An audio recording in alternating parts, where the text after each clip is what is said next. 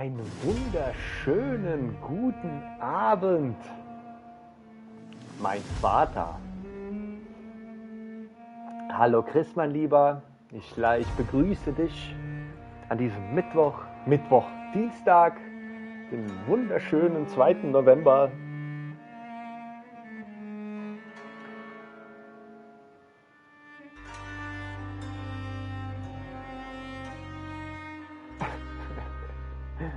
Dann sag lieber das nächste Mal Pate anstatt Vater oder irgend sowas.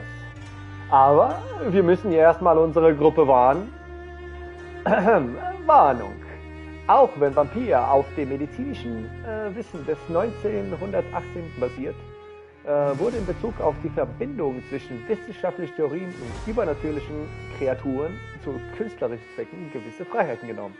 Anders gesagt, versuche nicht irgendwelche Krankheiten mit den Rezepten in diesem Spiel zu heilen. Darüber hinaus sind während der Entwicklung des Spiels keine Ratten zu Schaden gekommen. Das ist doch mal schön zu wissen. Also, wie ihr seht, das Vampir-Team, wir spielen Vampyr. Mit einem Y.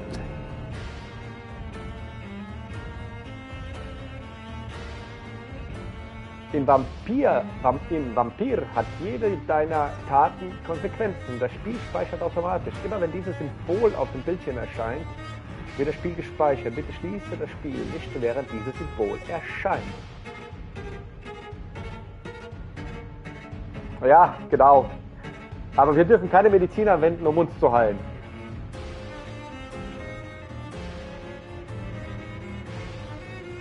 Übernimm die Verantwortung für deine Taten.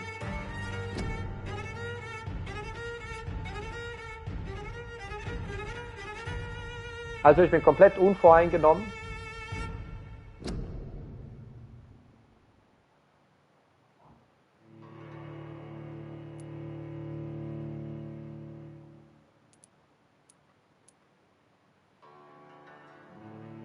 Pah.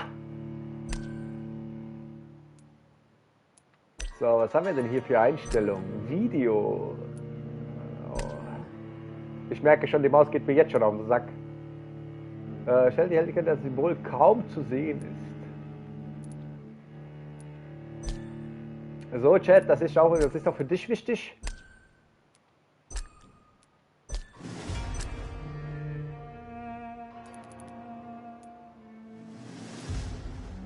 Also ich kann das 5. Symbol gar nicht erkennen. Doch, ein bisschen, aber nur wenn ich mich anstrenge und nur weil ich weiß, dass es da ist. Ansonsten würde ich sagen, ja, lassen wir es mal bei 8. Hell genug?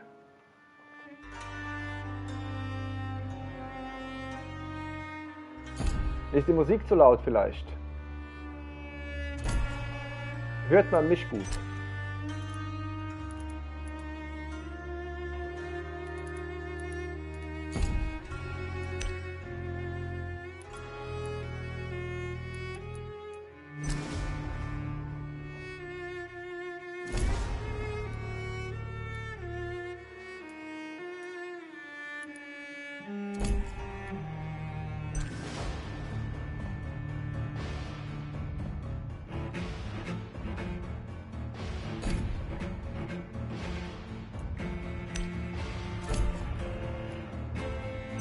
Weiße Sprache und Untertitel.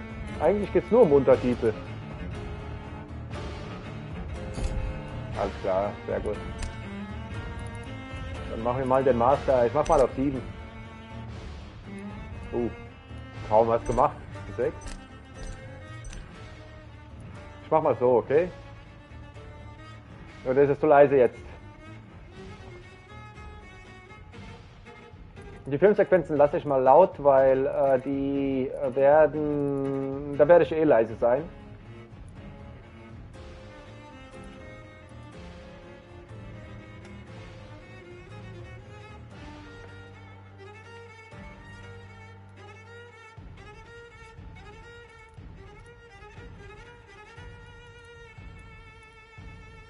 So, oder ist es zu leise?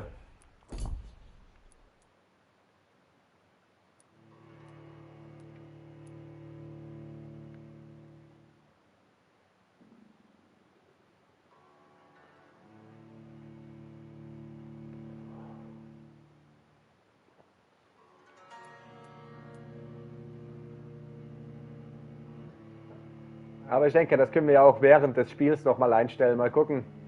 Das ist jetzt nur das Menü. Vielleicht ist das Spiel, die Sprachausgabe ja komplett daneben und alles ist leise und dann müssen wir trotzdem noch hochdrehen.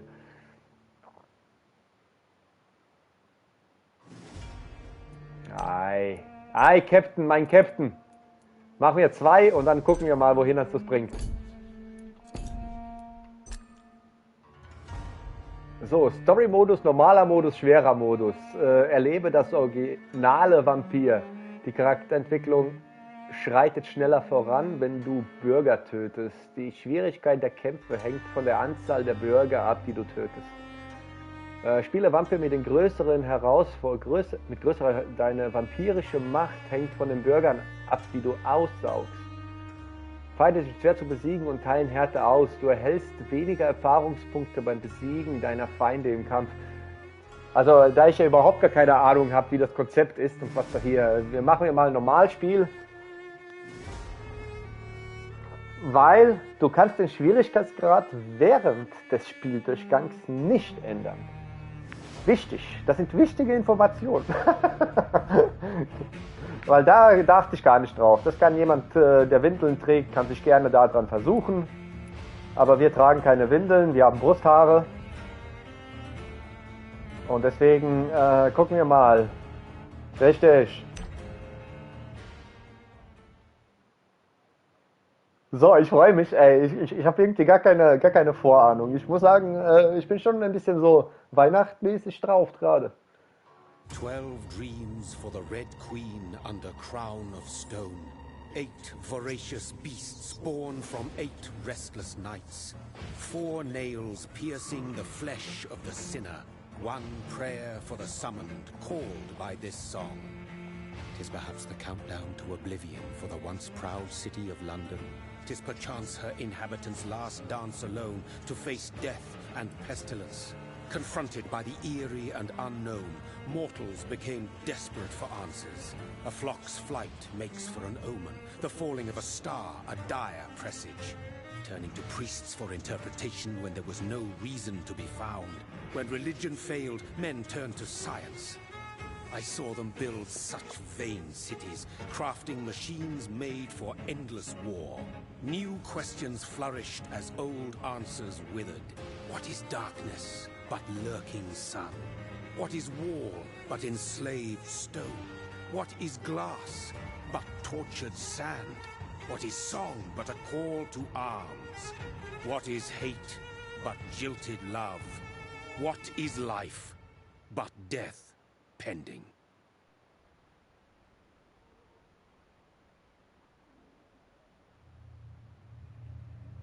Death. Since the apple was plucked from the sacred tree, mortality was believed to be God's punishment, a righteous snare to keep mankind from ascending to the stars. They were all so wrong. Death is not a wicked thing, nor some holy retribution. A true punishment would be to never know its sweet kiss. Awaken from the harshness and be born once more.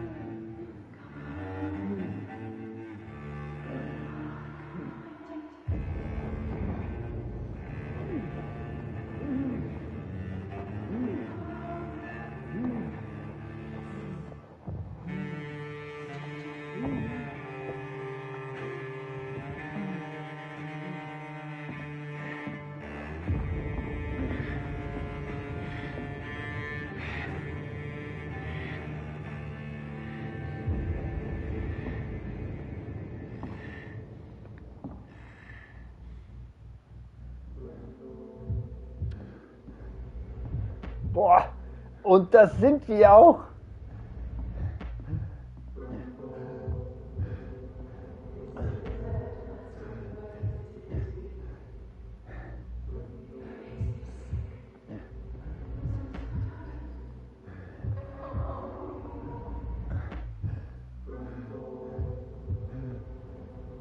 Ich würde die Kokainabhängige einfach auf den Boden werfen und alles Blut auflecken mit Sand und allem drum und dran. Thirsty. So thirsty.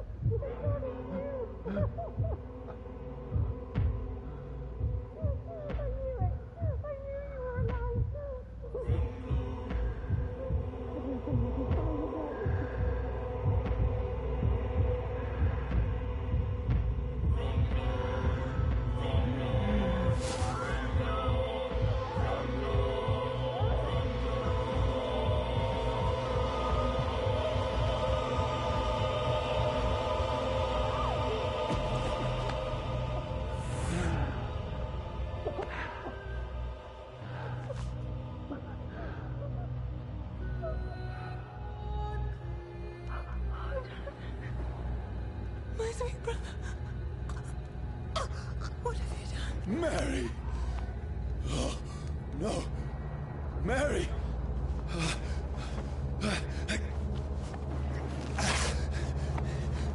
Hold on! Please, hold on! Oh, God. Oh, no. Mary!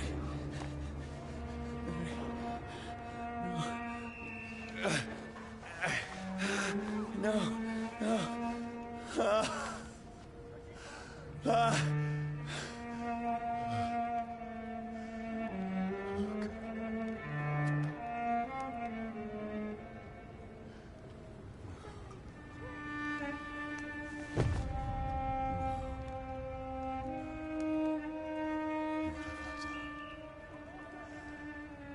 This horror, it's a nightmare.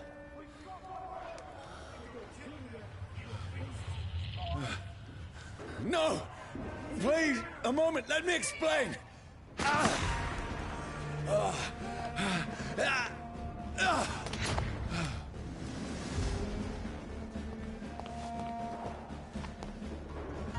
These patrols are after me! No! No! Don't shoot! This is a nightmare! I need to get out of here! Hör auf zu schreien, wenn du nicht gefunden werden willst. This can't be happening. Sehr gut dargestellt. No, please, stop!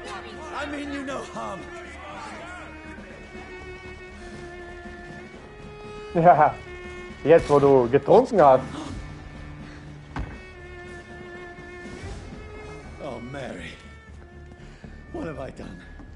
What's all this about? Shit, where'd it go?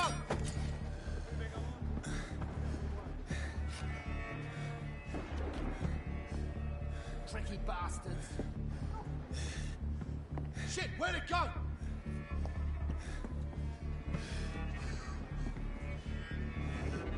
Kann ich hier drüber?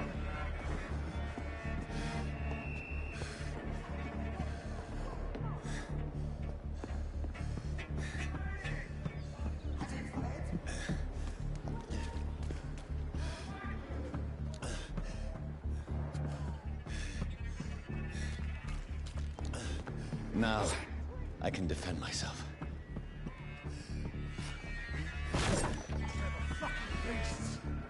Where'd it go? Kill the thing! Oh, der geht. Who are you? Stay back! Sorry, but you left me no choice. Ach du Scheiße.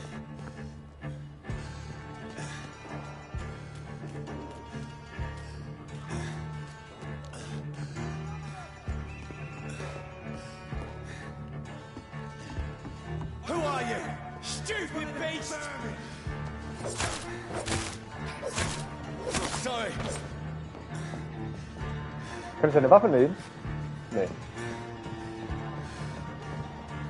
Ich bin ein bisschen leise gerade, weil ich lasse das alles so gerade ein bisschen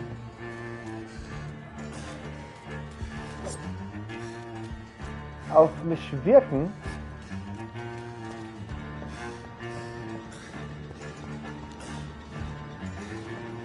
Ich versuche gerade so ein bisschen zu unterscheiden zwischen böse Feind. Was sind wir denn hier eigentlich? No,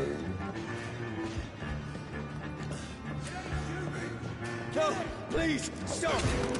Fucker!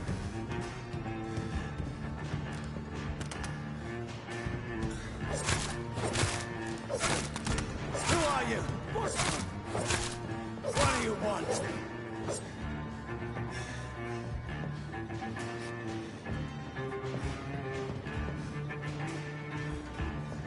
Okay, Gegner hinterlassen keinen Loot. Das ist eine sehr gute Sache.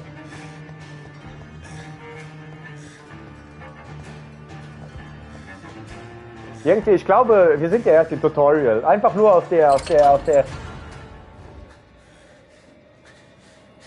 I mean you no harm. I need help. Die, you fucking leech! Please, listen to me. I can't make any sense of this. Shut up, beast! Who are you? What is this all about? What in God's name? I'll do the rest of the job. Just leave me.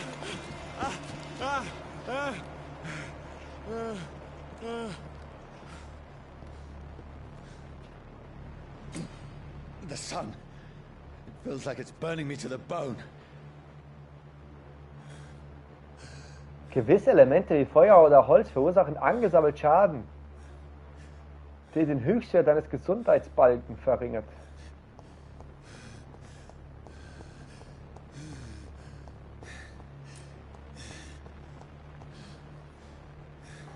I need to find somewhere to hide. Let me go!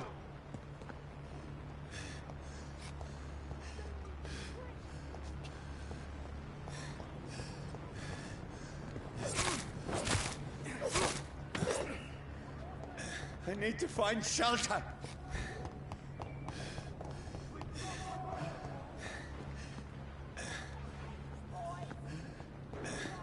Weil ich versuche gerade auch herauszufinden, ob das eine Open World ist oder wie open das ganze World ist.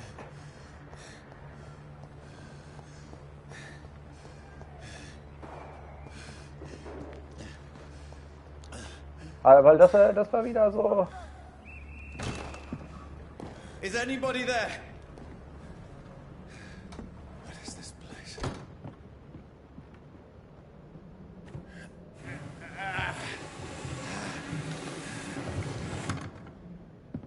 The place seems abandoned. I should be safe enough here.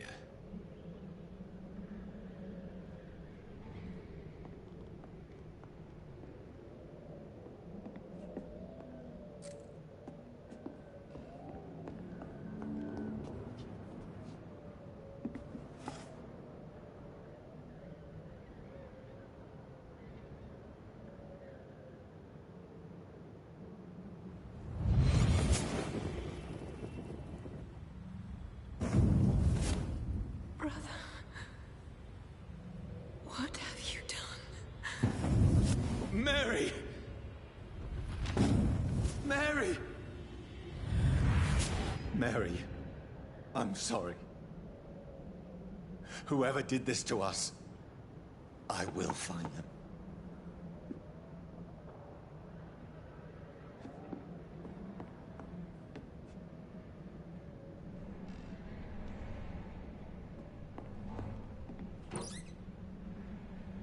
Flasche mit Alkohol. So, mal einen Schluck Kaffee.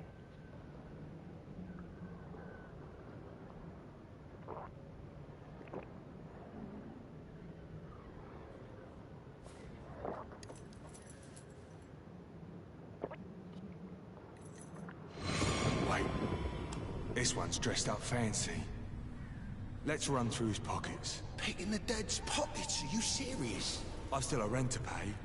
He's got no more responsibilities. What's this? Gold watch. Beautiful it is. We fancy it and share the takings. I suppose we are undertakers. Now, give him an Eve.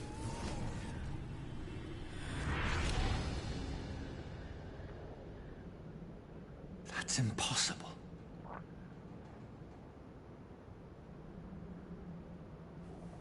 Also ist das meine Uhr?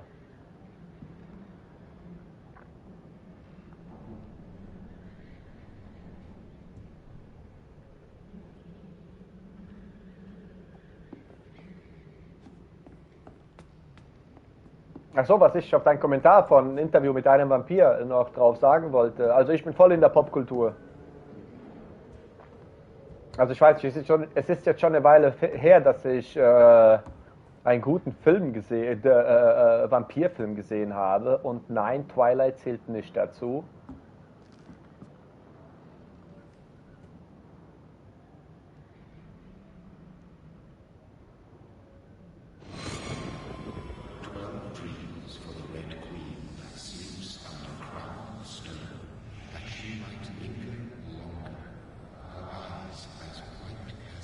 Who goes there?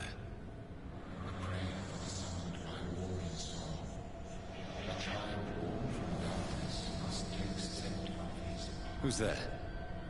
Are you referring to me?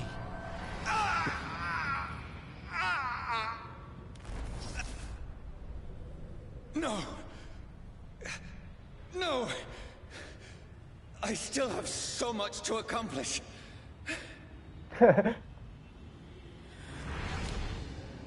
I still have so much left that needs doing.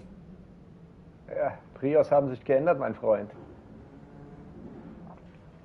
Ja, Underworld kann man auch machen, ja. Obwohl, ich rede jetzt eigentlich von Vampirfilmen. Ich rede da von Dracula 2000 und sowas. Weißt du, was ich meine? The Lost Boys. Übrigens ein sehr guter Film. Muss ich gerade spontan dran denken.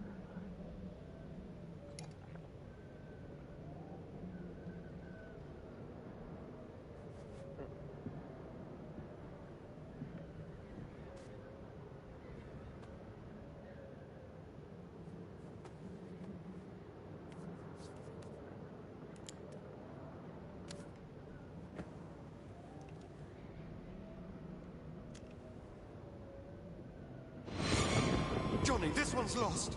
We need to leave. And now! No. There's time. I can save him.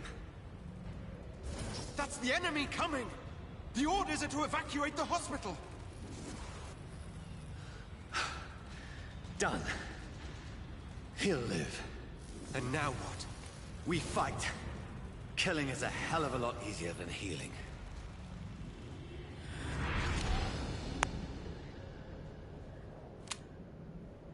Also ist der Arzt. No, it never got easy. Ja, auf jeden Fall.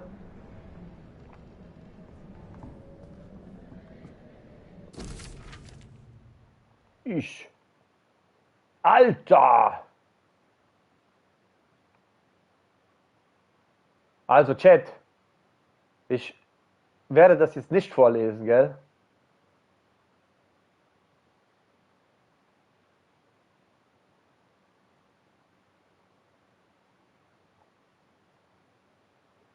Becky nachtlang, er kommt zu einer riesigen Männer Großloch.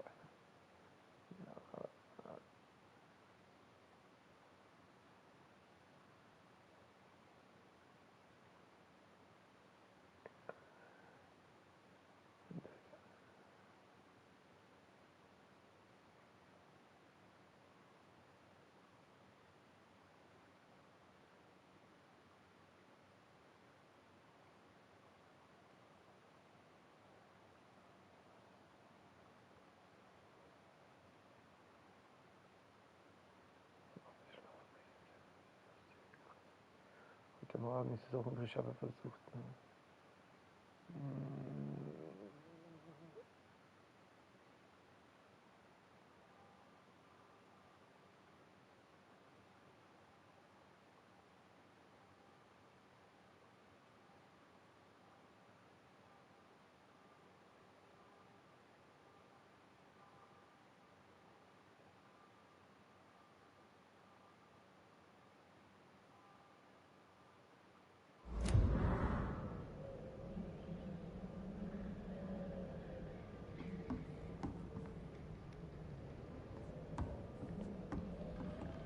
Auch was befinden wir jetzt? Es ist 1918. Was ist denn das für eine Zeit? Ist das so der Erste Weltkrieg?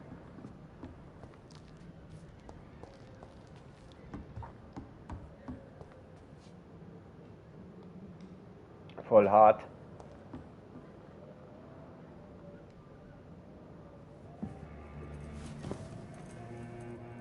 This makes no sense. None of it. No sense at all.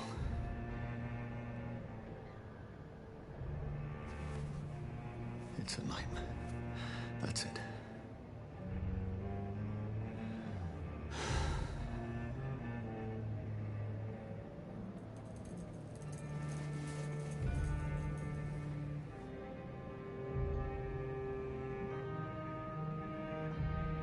So be it.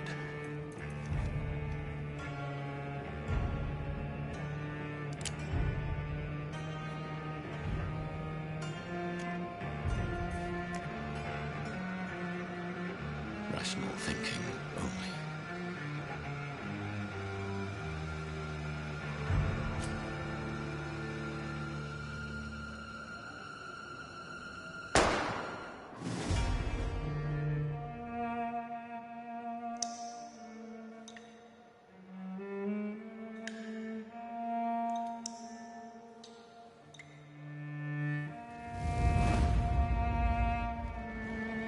Was du alles weißt.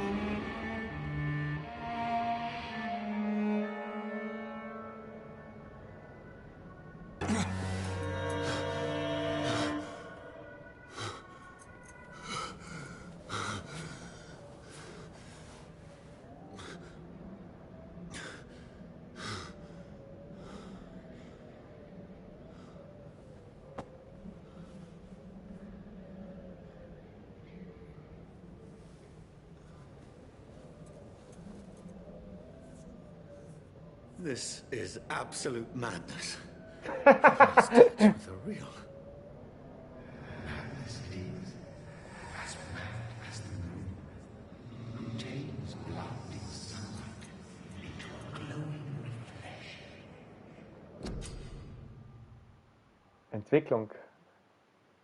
Betten im Mundschaften ermöglichen es dir, dich zu entwickeln und auszuruhen. Okay.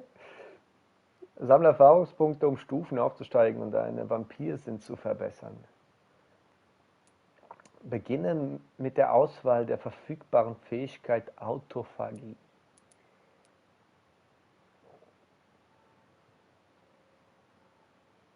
Kosten 10. Was 10 kosten?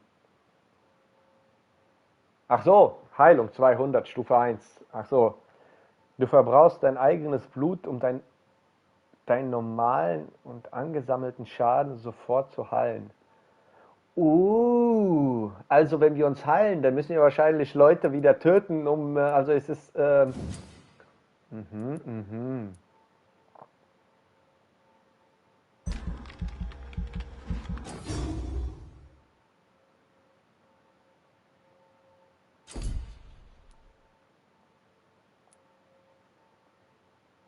Du hast genügend Erfahrungspunkte, um dir eine Angriffsfähigkeit.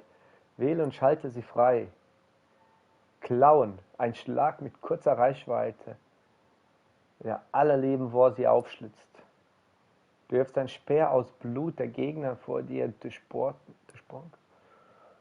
Du erzeugst eine Schattenwolke.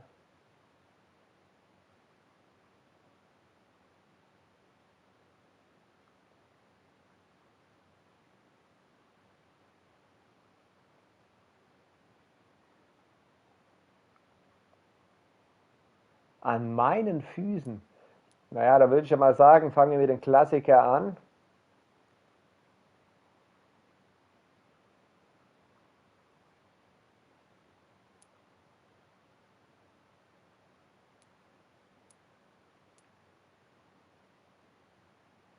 Oder wollen wir mit einem Speer anfangen?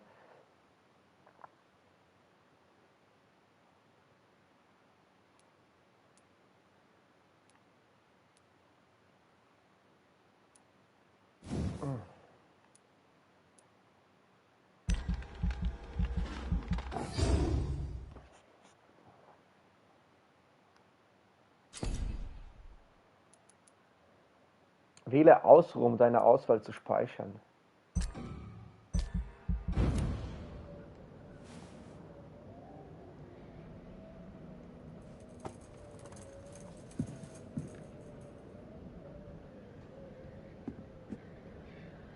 That voice in my head. If I'm not mad, then it must belong to the one who made me what I am. I must find him to understand what I have become.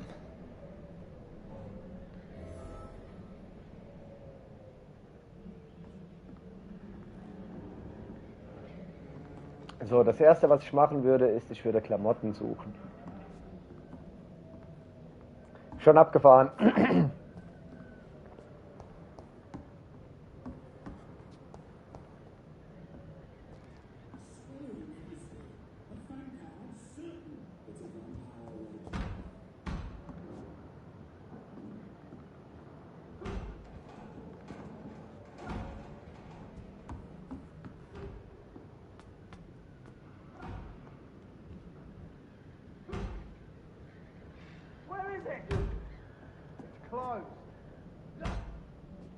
These people want me dead. I need to leave now.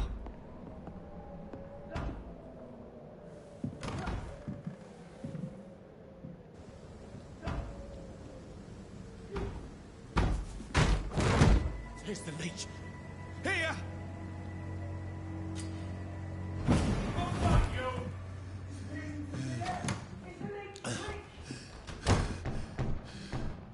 My head's spinning. Oi! Come out, you coward! Clever fucking beast!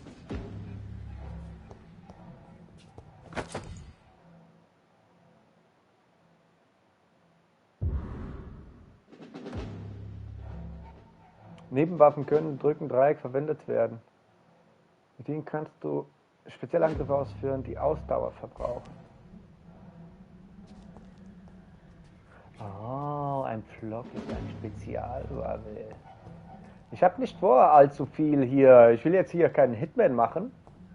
Aber ich will jetzt auch hier nicht den Commander machen. I must reach the West End.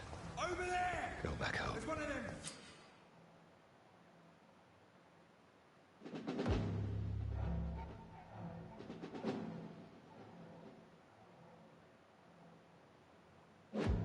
Die, vermin!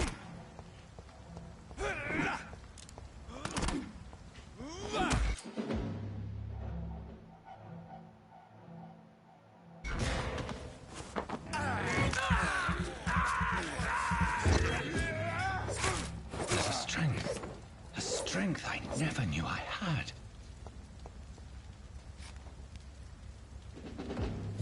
He's dead, all right.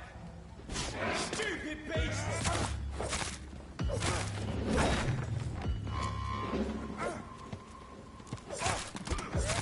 This shouldn't be possible.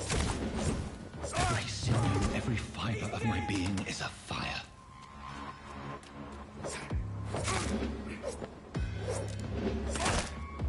Oh, sehr gut. I feel like a child learning the limits of my body.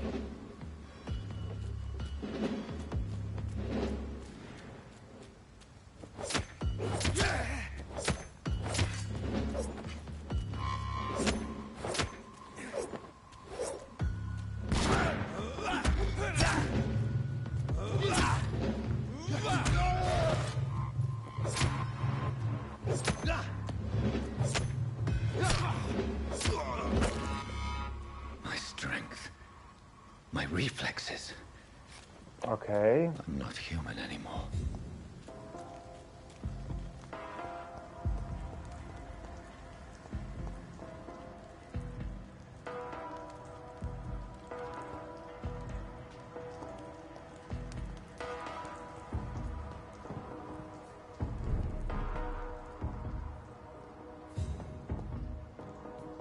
Status Bezirk stabil.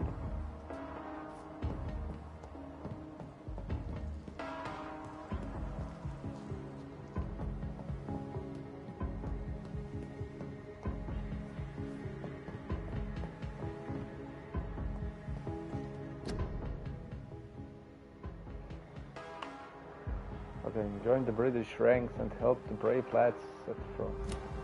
Ah, Krieg. My poor sister. If only I had controlled my need for blood. Mary, someone will pay for what happened to you. For what happened to us.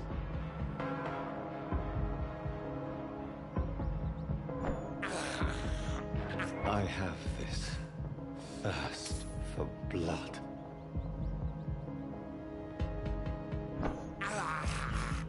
I can't believe I'm doing this.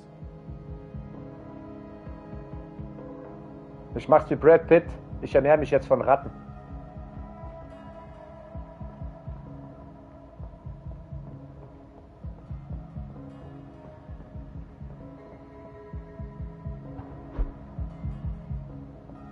The dizziness from the jump. I can now control it.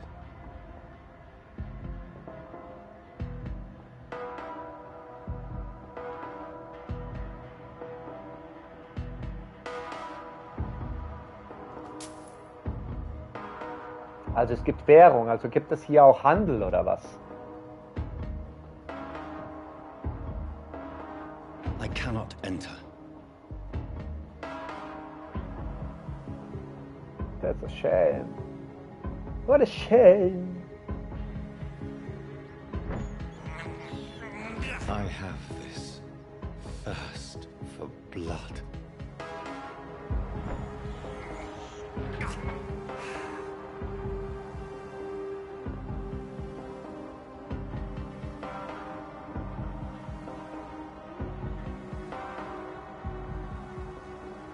Ja, also es gibt da einiges, Chris.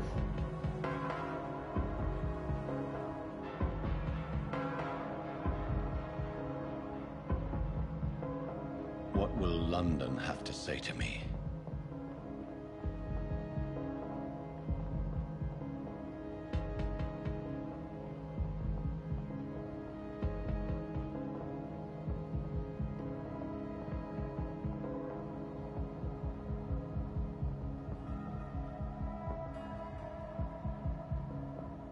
I've so many questions unanswered.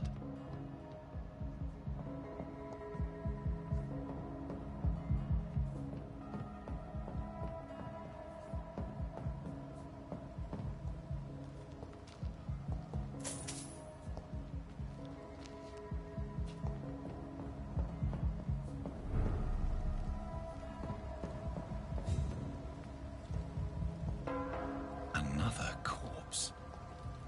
Have the very streets of London become a mausoleum?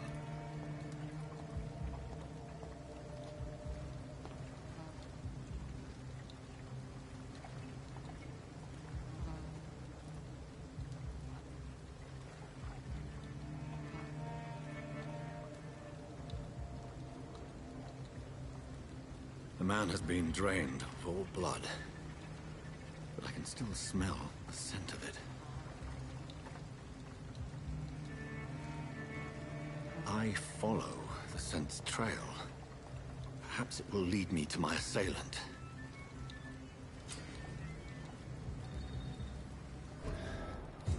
Fresh blood. The smell is so strong. Sehr interessant.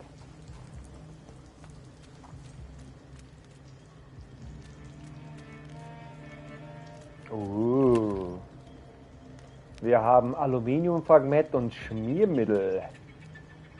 Ja, also bauen wir uns hier jetzt ein Auto zusammen.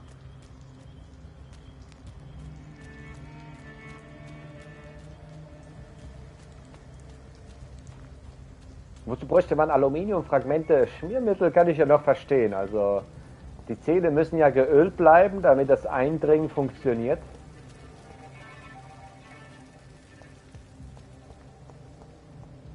Oh oh. Gibt es eine Karte? Tatsache.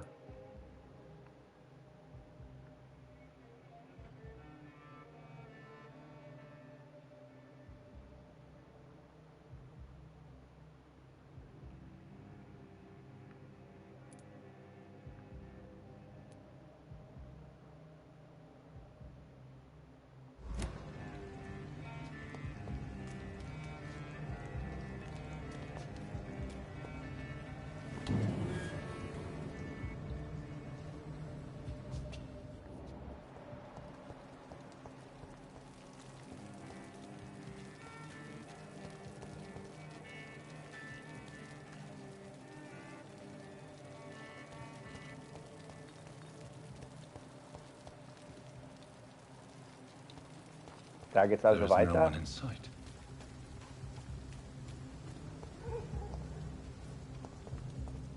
Ach du liebe Güte, alles klar, alles klar, alles klar. Wir folgen, wir folgen. Wir sind da ganz am Anfang. Also man kann wieder zurück. Okay, das sind gute Neuigkeiten. Where has everyone gone?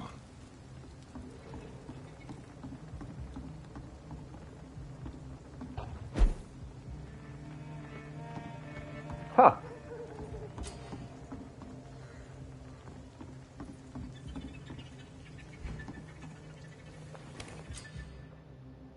Unterschlupf gefunden.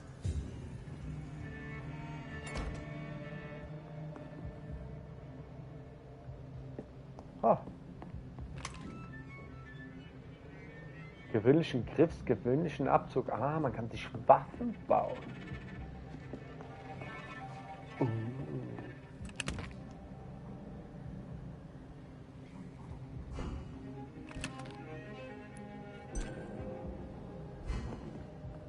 Ja, warum haben wir die Waffe eigentlich nicht mitgenommen, mit der uns wir erschossen haben?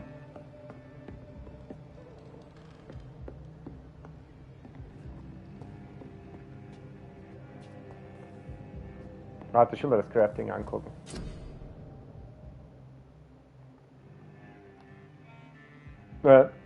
Herstellung. An Arbeitstischen kannst du Folgendes herstellen. Medizinische Behandlung, in kranken Bürger zu behandeln. Sera, um dich selbst zu stärken.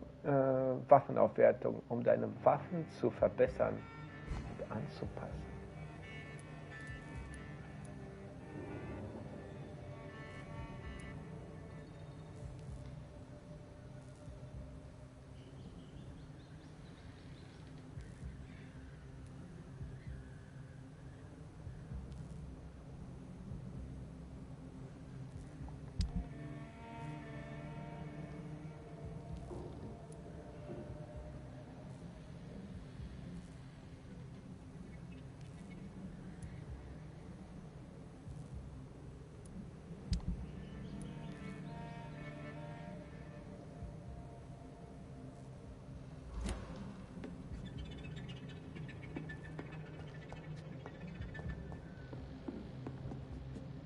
Okay.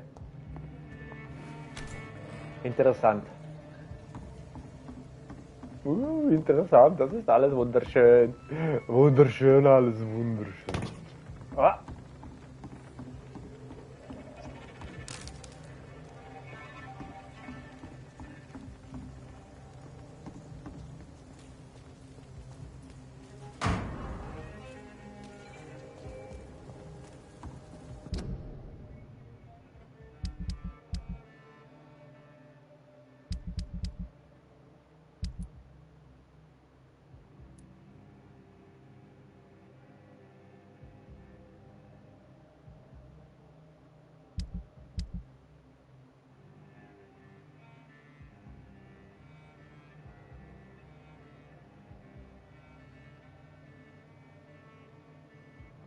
Okay. Ah, wow.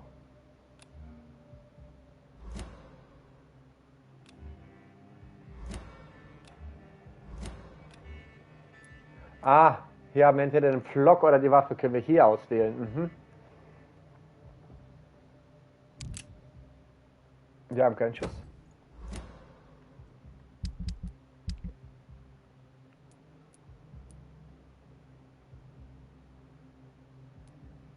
Oh wow, was ist denn hier los?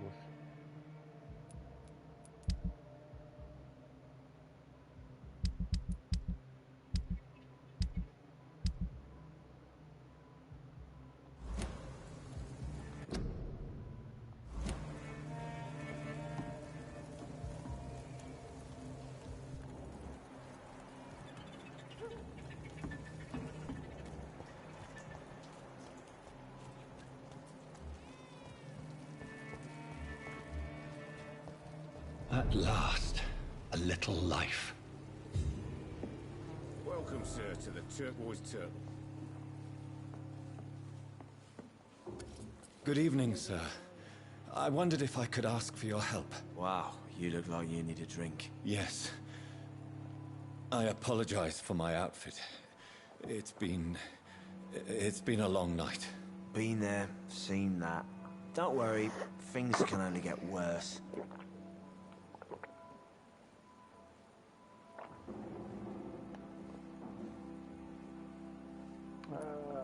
Was ist hier los, genau? What's going on around here? It's like everybody is hiding. You must be new here. Have you not heard about the murders? Everybody fears the return of the sewer dogs.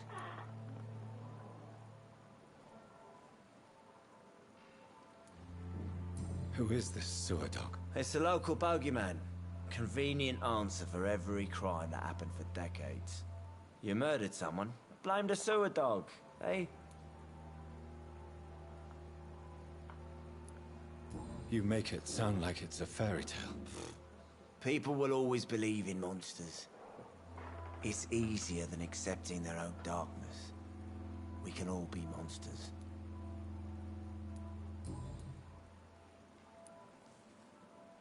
Has anybody entered the bar recently? Can't say. Sorry. I spent the night making love to that gorgeous bottle, see? This is important, sir. Are you sure no one has come in here in the last few hours? I don't know and I don't care. This is a free country. People still have the right to come and go, don't they? I'll leave you to your bottle then.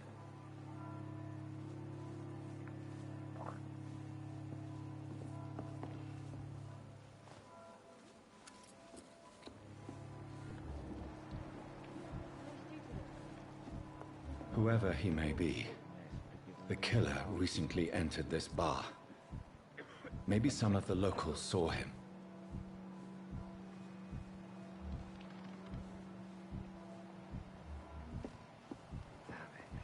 I think drink no longer stirs me. Heilige Scheiße, man kann God, das Blut sir, bewerten. you look like Jonah's whale just spat you out of hell. I'll get you a drink. No, thank you. I'm not thirsty. Well, grab a chair and get some rest. This is going to be another long night. Why is it going to be a long night? You must be new around here. Don't you know about the murders? Tell me more about these murders. Every morning for the last few weeks, bodies have been found. And those poor sods didn't die of flu. Do the police have any leads on a suspect? Even before the outbreak, coppers never came round here. We're on our own. People die in these parts all the time, and no one cares.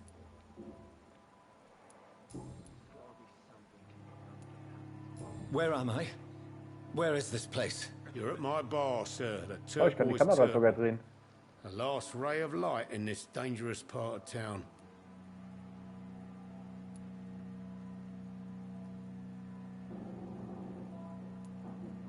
So you're open all night? Yep. Figured people might need a place to rest in these dark times. Aren't you scared? Scared of what? All the bad shit happens out on the foggy streets. And I never go outside.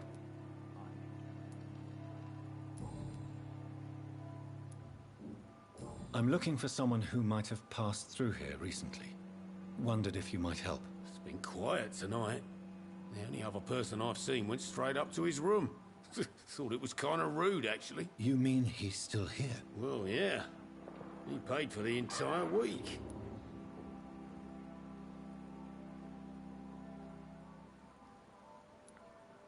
Who is this man? What does he look like? Well, like a gentleman, I guess. Well-dressed, quite polite. A professor or something fancy like that. Always writing, reading notes. How long has he been here? He rented the room a few days ago and didn't say when he'd leave. I need to meet this man. I have questions. Just climb the stairs and knock on the first door. I heard him open his window, so I guess he's still awake. And, Yes? no funny business, you hear me? This is a respectable establishment. Are they stupid or something? I've never even been to India.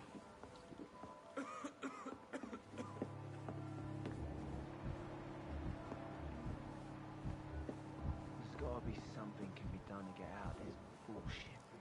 Der hat gesundes Blut. Was das alles bedeutet. Ach, mentale Kraft 1. Ach du Scheiße.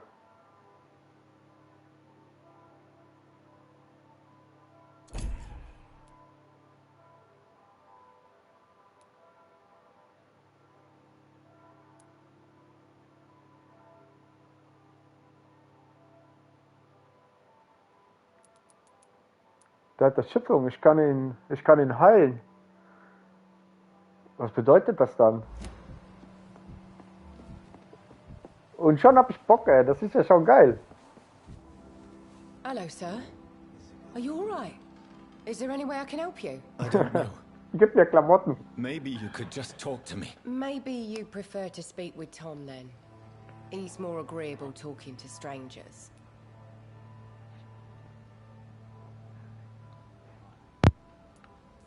What's going on around here? Where is everyone? Too many dead, sir. First the epidemic, now all these terrible murders. Uh-oh. What have you heard about the epidemic? There's a Spanish flu. Yeah. Killed so many last summer. Thought we'd seen the last of it. Dozens dying every week. Are the authorities doing anything? Nothing. There are so many quarantine zones in London now. It's gotten really hard to travel across town. The murders. What can you say about them? Bodies found in the streets every morning. Drained of blood. It's just horrible. Some say the sewer dog is back. The sewer dog? What's that? No one knows. People have always disappeared around these parts. The ancients say it's the sewer dog coming out to feed. But now he's killing in the streets.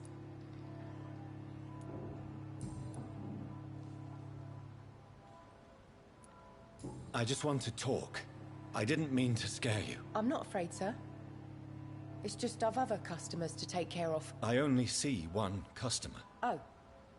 Well, yeah, of course. I mean, I best check on them. What is this place? This is Tom's bar, a turquoise turtle. I'm the barmaid here, Sabrina, if you want to know.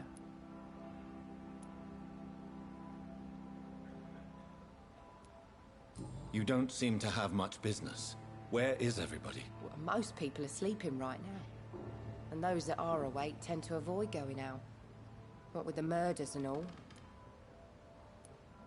Are you always open this late at night? No, it's only since the epidemic started. Tom thought that people may need a safe place to stay.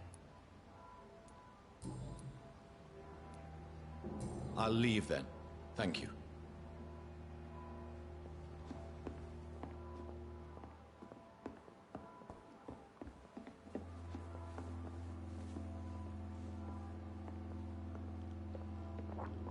Das ist komisch. Langsames Gehen ist einfach nur den Knopf, den Analogstick gleich nach vorne drücken. Are they stupid or something? This is no place for you. Prewed has several patrols roaming the area. They do not pursue me. But they're looking for vampires, and they're most efficient. They'll not relent until the killer has been identified. I have a common objective, but I require... I think someone is eavesdropping. Are you certain? You might as well come in, whoever you are. Slowly, vampire. Who are you? I mean you no harm. Saith the vampire. Present yourself. I need a word.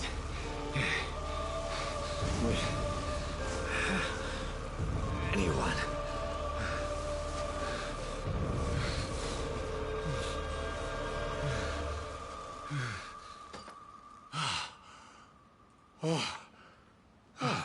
Well, that's something I can do for you.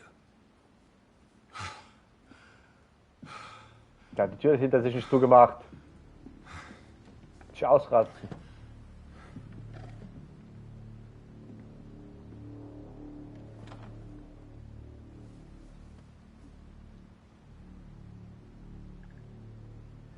And who might you be?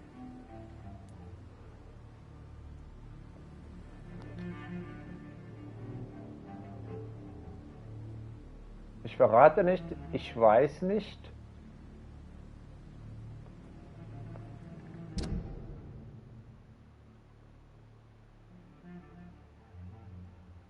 Personenkreis.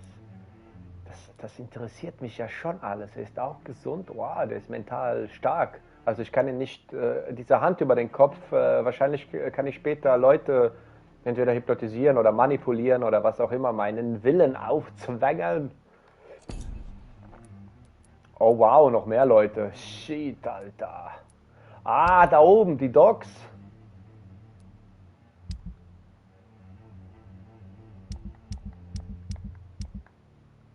Ja, die Dogs. Unbekannt. Ach du Scheiße. Liebe Güte.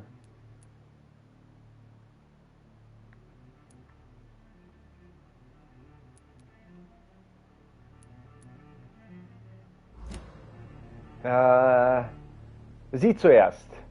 Nein, ich will ja reden. Also, ich weiß nicht. Weil ich verrate nichts, heißt, ich komme rein, ich will reden und dann verrate ich nichts, ist ja blöd. Sie zuerst ist unhöflich, also, ich will reden. I'm not sure that I know anymore. Might I at least learn the reason of your presence?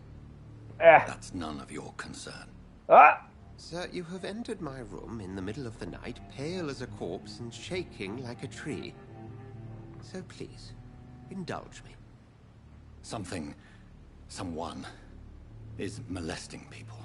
In fact, killing them. Biting them. The calling card of a vampire. Like you.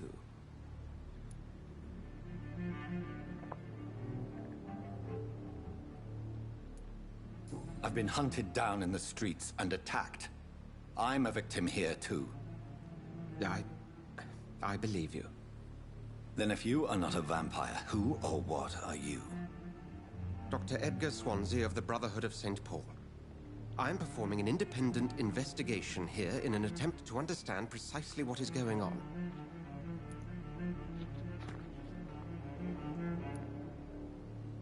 Ja, what have you uncovered concerning the murders? It started a few nights ago. Rumors of violent murders. The docks have always been, shall we say, somewhat unsavory. But this is different. How different? A vampire is at work here. Famished. Reckless. It must be brought to ground, and quickly.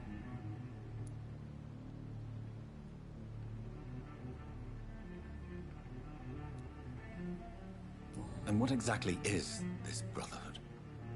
Sir, if the name is not familiar to you, then we shall discuss it another time. I heard another voice, that of a woman. Who were you talking to? Ridiculous. I've no idea what you're talking about. Something tells me not to trust you. Then the feeling is mutual. Then help me find the culprit. I may. If you'll first tell me why you opened this door. I followed a trail. The scent of blood from a recent victim. It led me here. You thought I was your aggressor. That explains a great deal. We are both chasing the same shadow.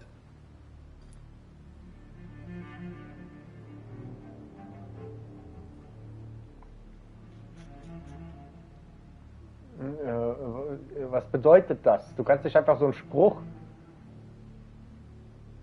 Ich bin nicht sicher. Perhaps. This is all new to me. Genau. I'm not even certain what I'm looking for. You should let me handle this affair. You've no idea what you're up against. No. I will find the monster. He is mine. How will you do any better than I? But then let me ask you this. What are your intentions if you find the killer?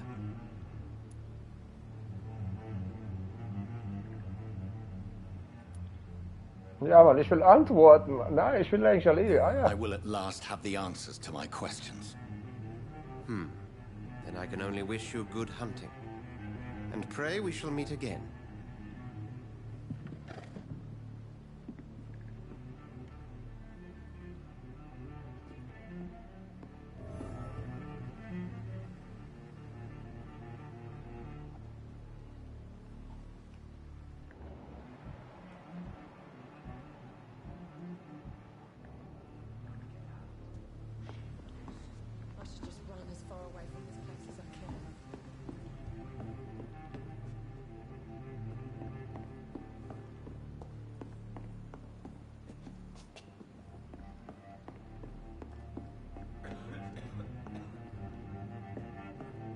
Soll ich hier einfach reingucken? Okay, danke.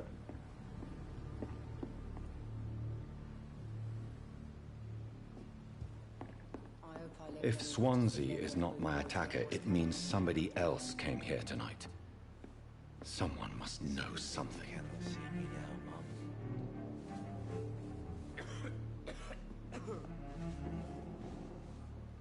Evening, sir. Can I help you? I have a few questions for you. Well, if you must. I spoke to Dr. Swansea. He's not the man I'm looking for. Now, I want the truth. The truth? What do you mean? I suspect that someone else was here tonight, and I don't think Tom wants to tell me about it. I'm just the barmaid here, okay? If Tom says you're the only visitor we had, then you're the only visitor we had. I can feel your fear, madam. Please, tell me what's going on. It's Will. William Bishop. He came in here earlier tonight and he... Well, I thought he was going to clock someone.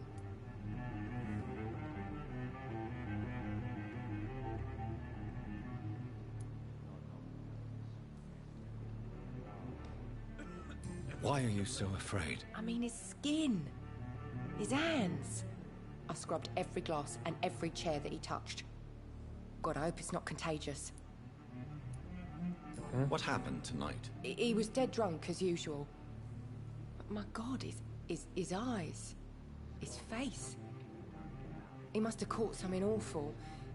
He shouted and cried. It was terrible.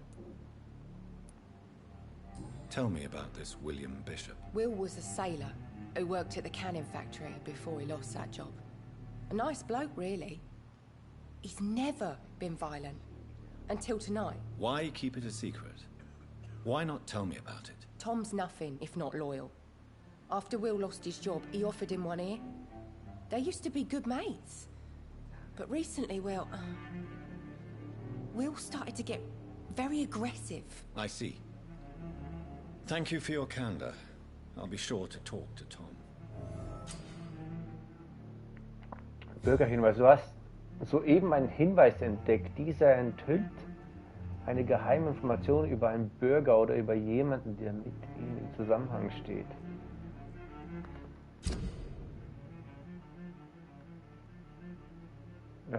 Als Vampir benötigst du Menschenblut, um dich zu entwickeln. Der Balken mit der Blutqualität zeigt die Erfahrungspunkte, an denen du halten wirst, wenn du einen Bürger aussaugst. Hinweise erhöhen die Menge dieser EP. Tom und William Bishop waren früher mal gute Freunde. Das ist schon interessant gerade, muss ich sagen.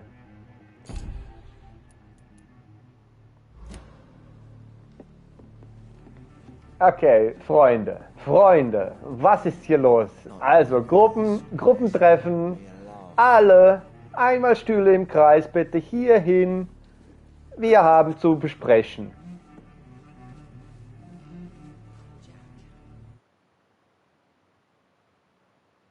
Es lädt auch noch. There's gotta be something can be done to get out of this bullshit mess. No? Welcome back. Did you find what you were after? I can't say I have. Are you sure no one else came into your bar before I arrived? Hey, I told you, you're Genau. the only other stranger I've had. Als Vampir kannst du deinen Bürger mit Hilfe eines gefundenen Hinweis dazu bringen, Informationen preiszugeben.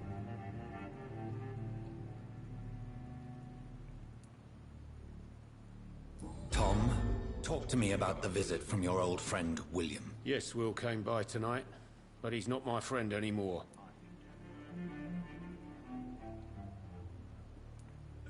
Why lie to me if he is not your friend? I didn't lie. I said you were my only unannounced customer, and that's the truth. Ja, ich wollte gerade sagen. William, just an old sailor who loves his gin too much. He worked for years at the canning factory before it closed.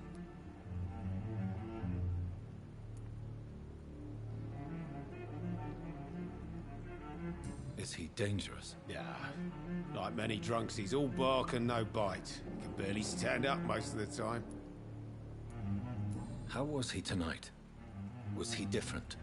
Sicker than usual, perhaps. He whined and mumbled about how mean people were to him and how he'd like to talk to me outside, and then he left when I refused.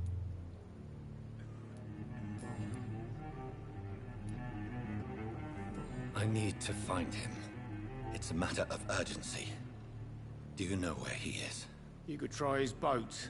It's up by the North Pier. He sleeps there when he's too drunk to get home. Please describe him to me. What'd you expect? He's a tall, sick bastard with a bad rash and torn old clothes. William used to be strong. Now he's a mess. Thank you, Tom. If you see him, tell him I don't want him back here unless he cleans up his act, okay?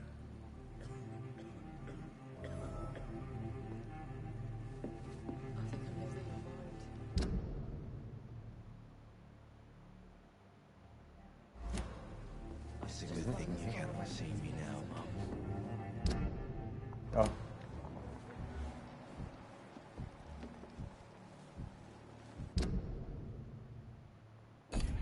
Der hat auch Scheiße am Laufen.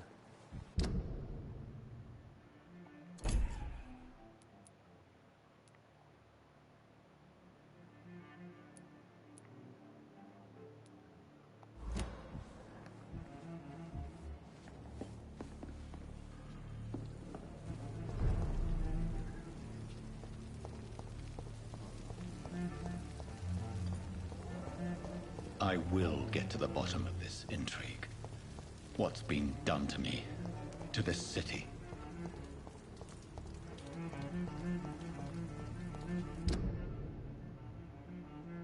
Wir hatten auch gerade Auslaufzeit.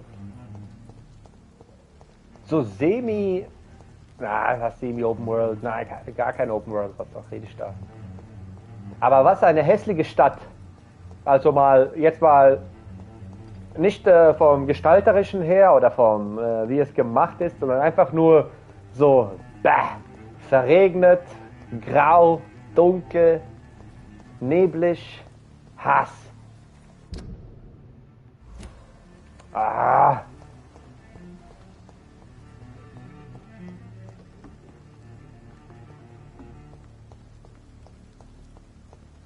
Also richtiges... Also, nee, gar keine angenehme Umfeld, weißt du, so,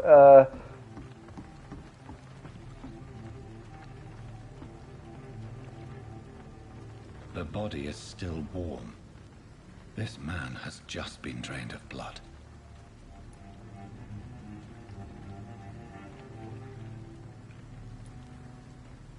This corpse has been dried of its blood, just like the previous victim. This man was armed. He tried to defend himself. What's this? Some sort of note.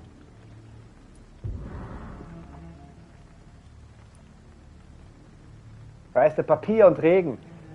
Keine Ahnung, schon wieder Brot und Blood and empty gin bottles. Oh, This du liebe bishop Güte. fellow is something of a heavy drinker. Ja, ein bisschen, ja. There are blood splats on the other side of the canal. I must reach that barge.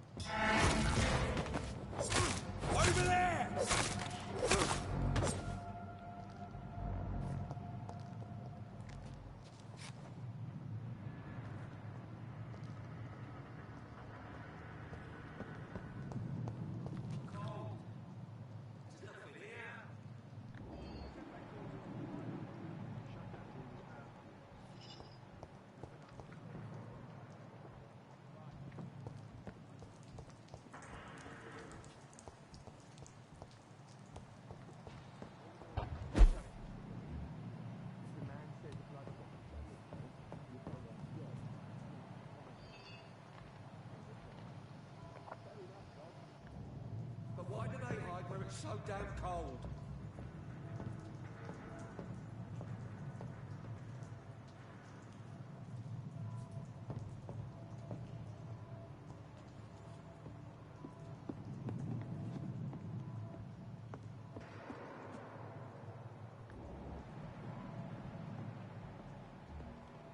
I'd step back, sir.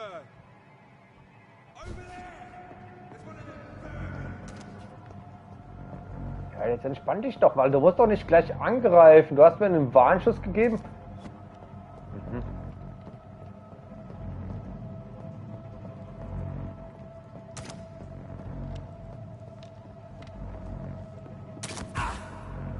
Mhm. Mann!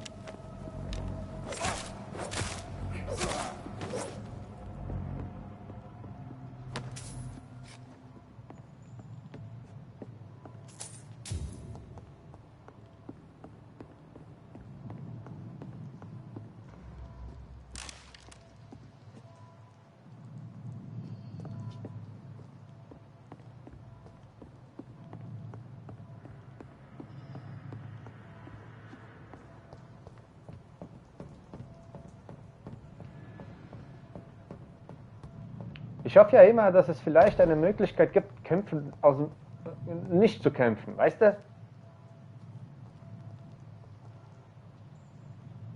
Aber ich glaube,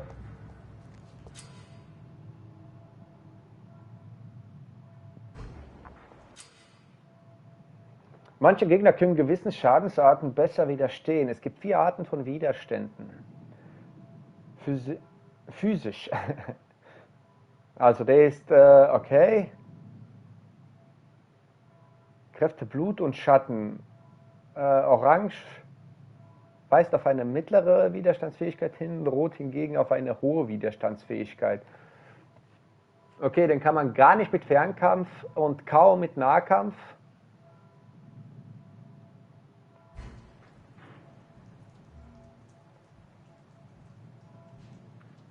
Und den metzelt man gut mit Nahkampf nieder. Kann ich mich eigentlich irgendwie...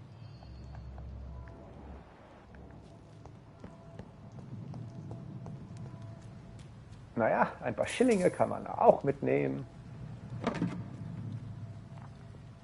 Aluminiumpulver, Aluminiumfragmente. Schön, schön.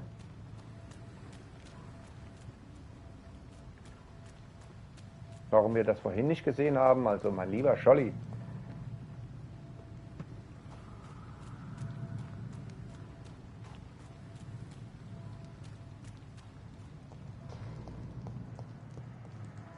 Hier kommen wir nicht raus. Ja, irgendwie, wie gesagt, habe ich das Gefühl oder das Bedürfnis, oder als ob ich den Kämpfen aus dem Weg gehen könnte. Aber, was soll's.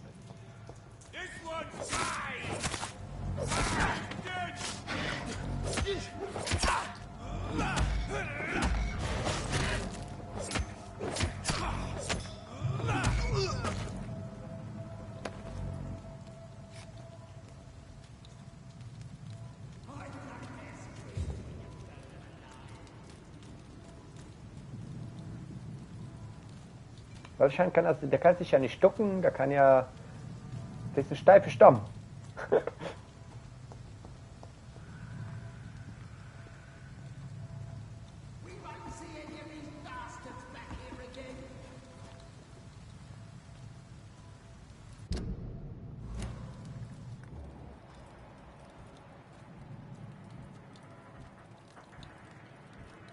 Crush the leech! Human! Kill it! Watch it! It's a killer! Aua!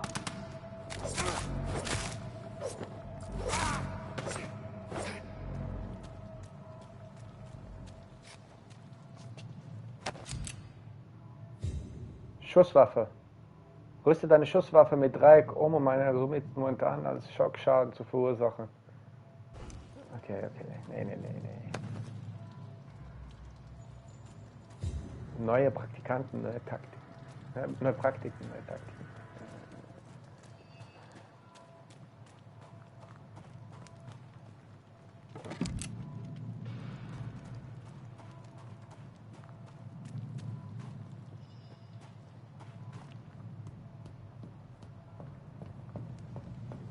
Also gerade eben muss ich sagen, das Spiel macht sehr viel Spaß.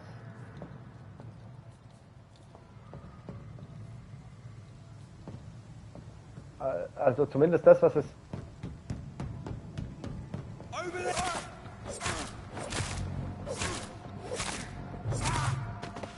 Nein! Kein Sturzschaden.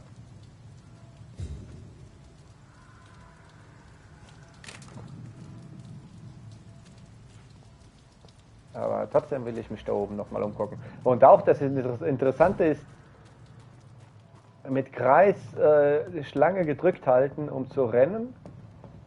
R3 ist einfach nur Kamera zentrieren.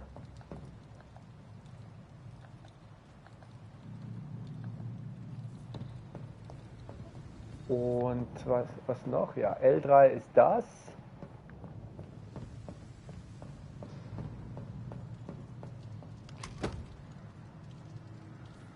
Lupara.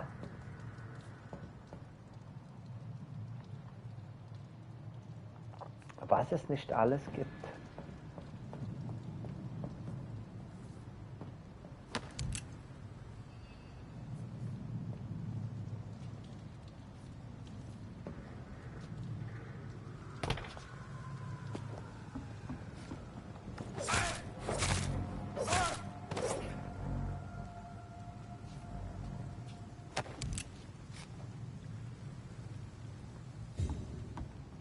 Das erfahren die alle schönen Zuschauer und Zuschauerinnen.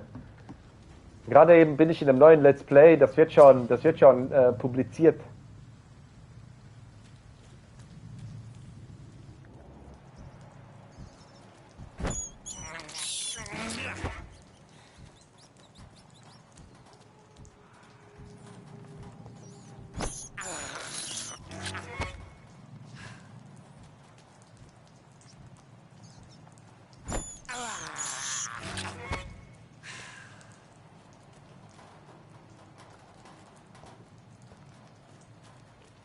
Ja.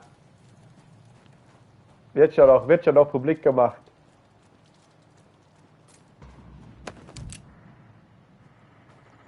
Ah, ich meine, die haben mir gesagt,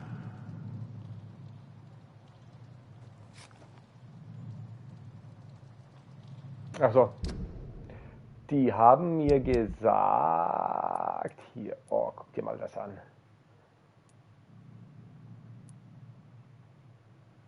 Eine abgesägte Schrotflinte, die meist als Abwehrwaffe auf kurze Reichweite eingesetzt wird.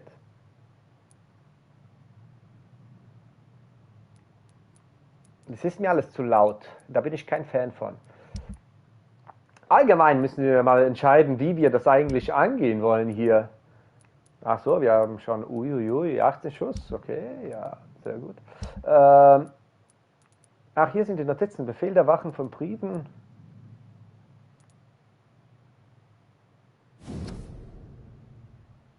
Ich hasse mich dafür, dass ich wegschaue, wenn ich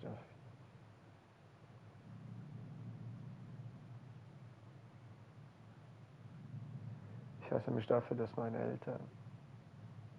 ich hasse mich dafür, dass ich lächle über den Kunden nicht...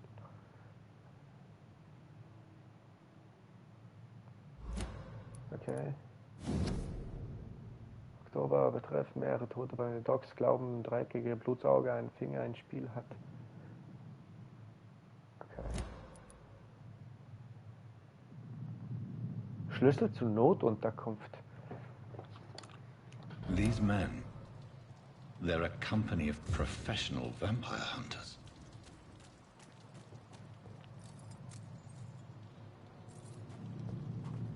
Ah!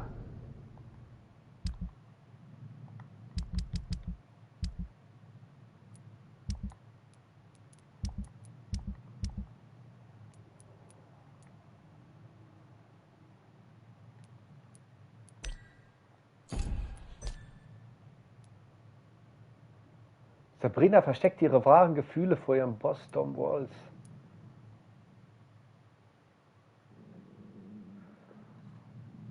Oh Gott, ey, ich hoffe, das hört ihr nicht, aber mein Magen, der hat ja gerade Bock auf ein Solo. Das ist ja unglaublich.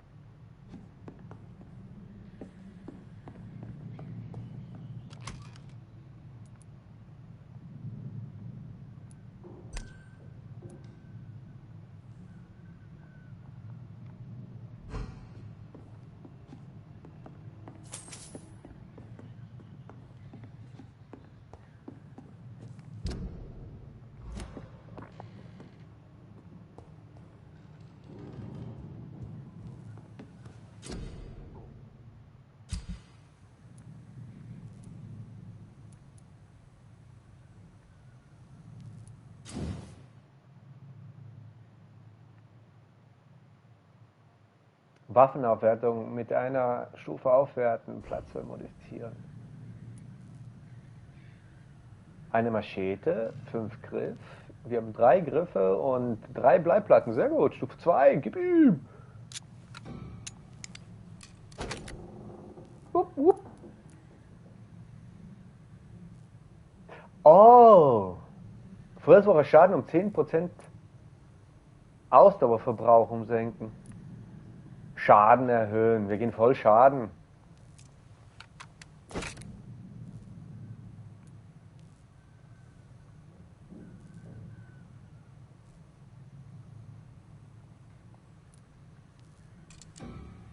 Ach, das können wir auch noch machen. 7 und 11. Ich kann das sauschwer erkennen da mit dem Aluminium, wie viel wir haben. Ach, wir brauchen noch eine Machete. Ach.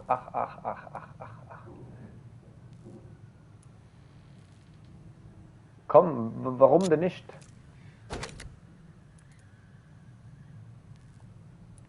Ne? Ach, du liebe Güte.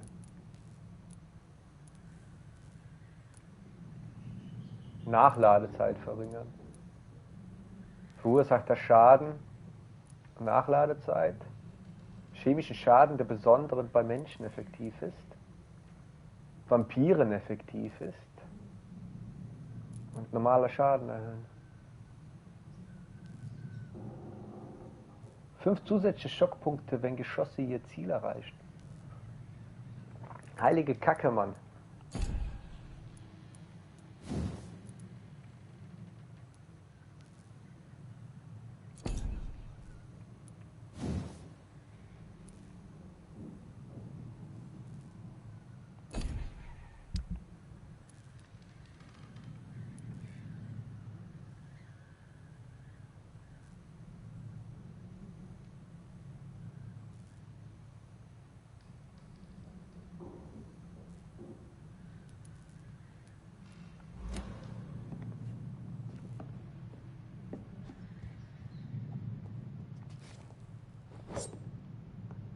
Yeah, baby.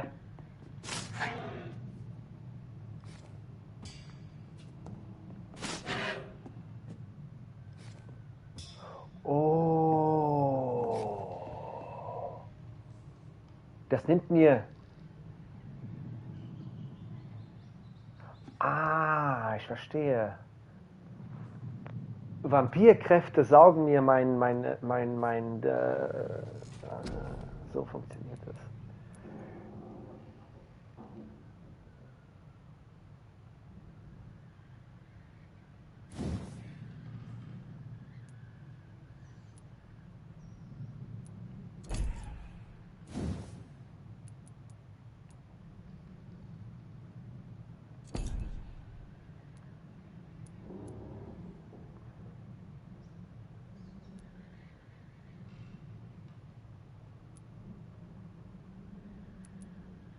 Erhöht die Gesundheit, komm.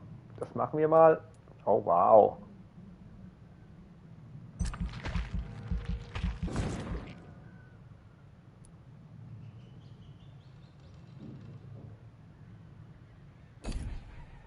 So, wir erhöhen die Gesundheit. Erhöht den verursachten Schaden, den wenn bis im Kampf verwendet werden. Und wir werden mal eine Ausdauer. Erhöhte Blutaufnahme, wenn bis im Kampf verwendet wird.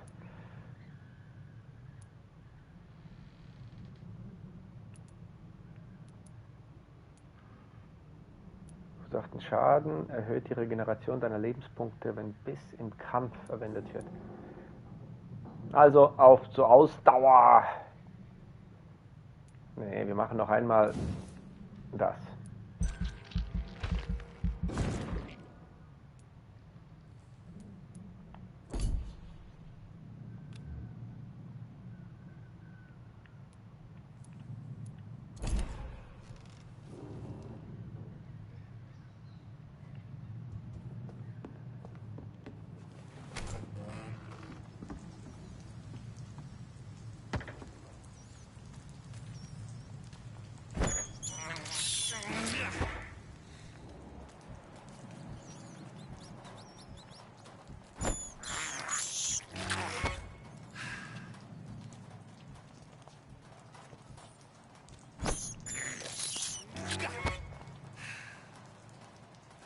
So.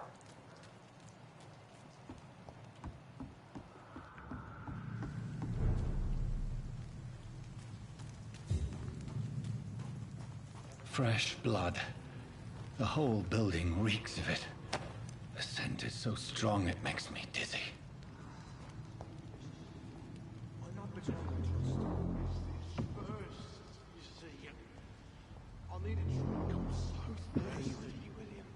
As one, we shall overcome this. We've done it before.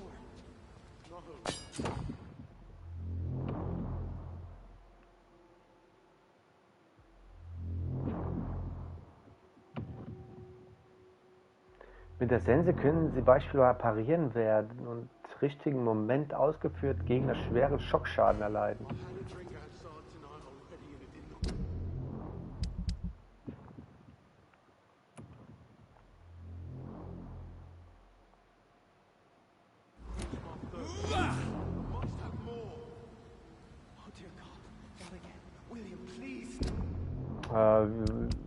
Ja. Ach so.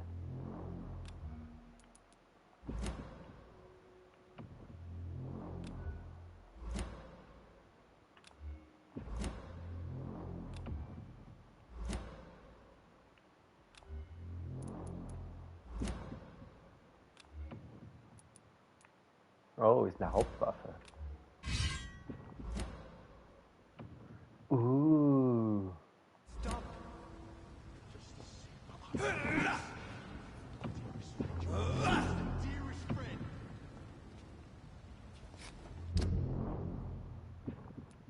Wie?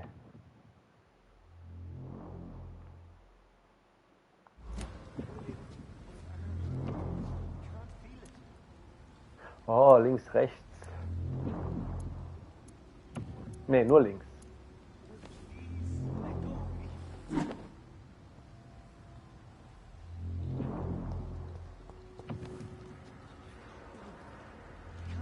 Alles klar, dann wollen wir tanzen.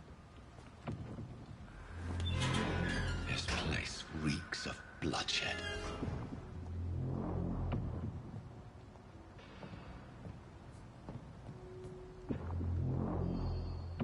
I can never harm you, Mr. Hampton.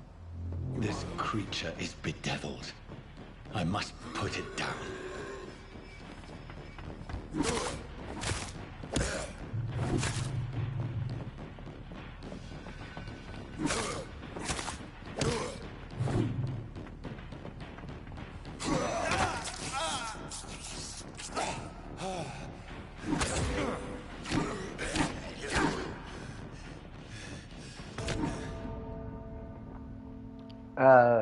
Wie pariere ich?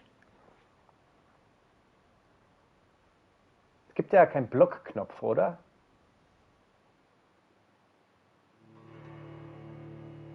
Also und dafür, dass es auf einem PlayStation 4 Spiel auf der PlayStation 5 läuft, sind die Ladezeiten auffällig.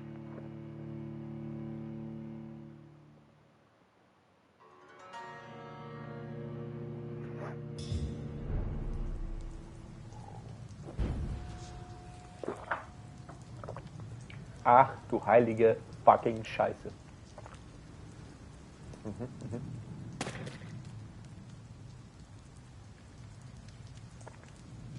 So, meine Ratatas.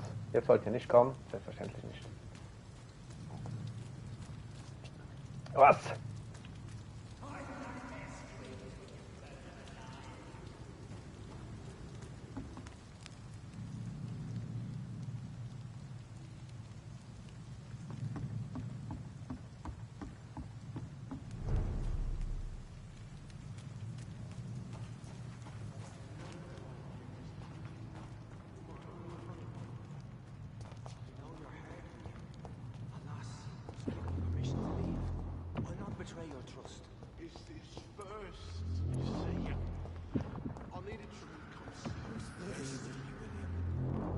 Oder soll ich ihn einfach abknallen?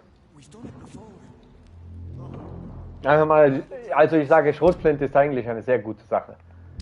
Die Schrotflinte hat schon so einiges Problem aus der Welt geschaffen. Wie war das nochmal?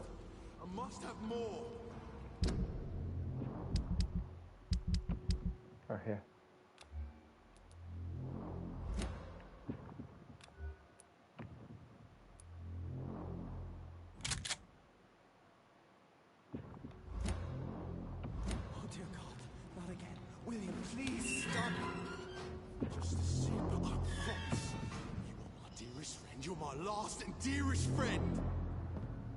This creature is bedeviled.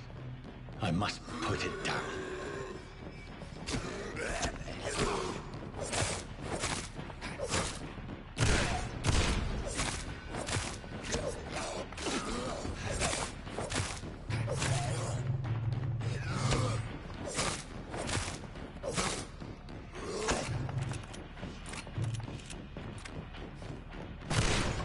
Oh.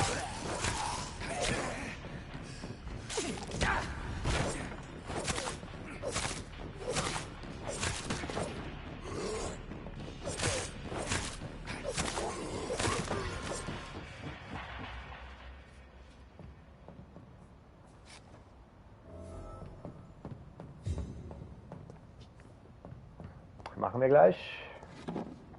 William, please, stop. William was an honorable man. I could have saved him. Mr. Hampton, are you in there? I knew him well, another lost soul, a kindred spirit. Sir, listen to the sound of my voice. I'm a doctor. You're suffering from shock. I must return to my flock. They'll stray without me.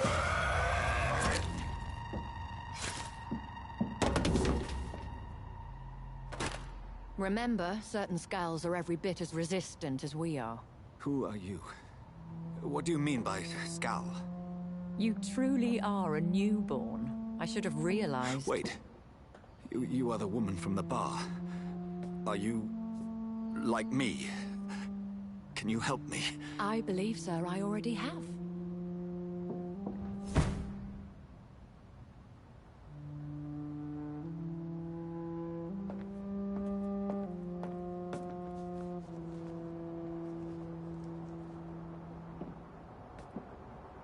By George and the Saints, you've solved the mystery of these terrible murders. Patience, good fellows, I've come to offer help. Just give me a moment to secure my boat. We can leave this awful place. William was not the evil man they Was claimed. He ist was das just für ein Rad? taken by the thirst. He needed his drink. This man requires medical attention. We'll see he gets to the nearest hospital. No, please, I must tend to my fold. My flock needs me. There, sir. Go with the good Dr. Swansea. He's resourceful, and I'm sure he'll take good care of you. You'd best come as well. The sun is soon to rise, and you'll need a place to rest. I just need a moment. If I can learn something about what has happened to William, I'll be a step closer to understanding what happened to me.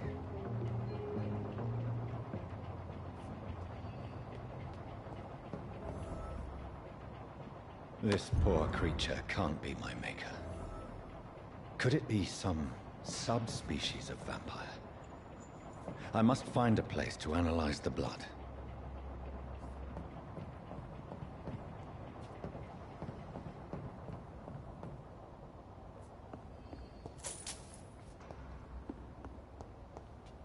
Also, ich bin schon jetzt angetan, muss ich sagen, von dem Spiel.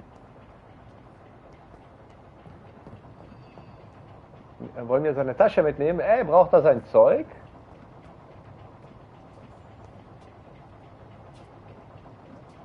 Wir haben hier alles, oder? Oh, oh. Ne, da oben können wir nicht hin. Ja. Oder so vielleicht. Nee. Das war nur der Ausweg für die Frau. Wir können noch nicht da hoch. Wir sind noch unfähige kleine Vampire. Ein Neugeborener.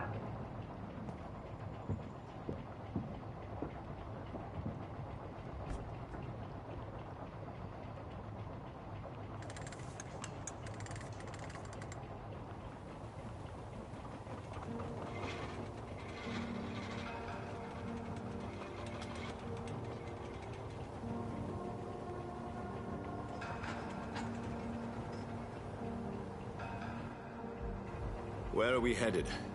We're on our way to the Pembroke Hospital. It's just across the canal. They'll have a bed for poor Mr. Hampton. William was...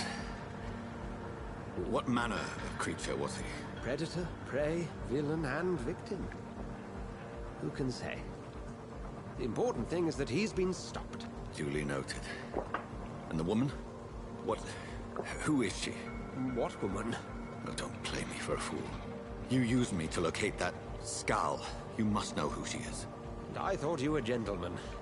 You shouldn't talk about a lady behind her back, but I will tell you she values her privacy. Were London as peaceful as she appears from the middle of the canal?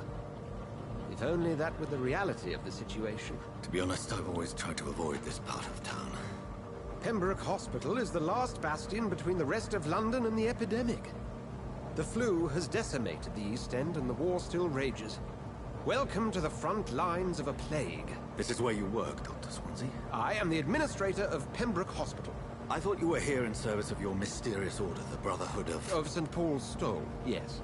But first and foremost, I'm a man of science.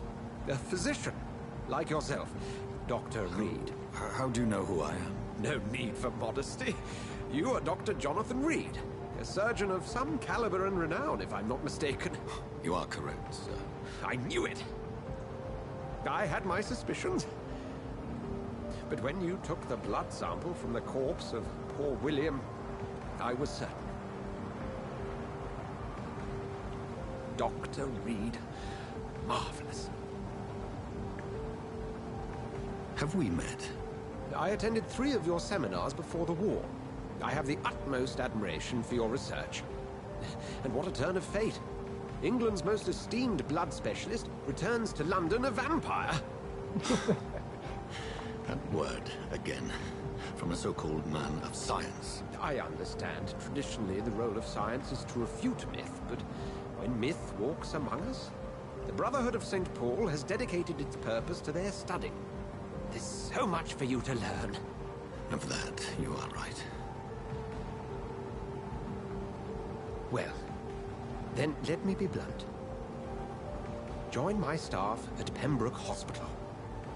As a physician. I suspect you'll not find a better post of employment to contemplate your predicament. This is sudden. I was returning home to see my sickly mother. But alas, that was before contracting this...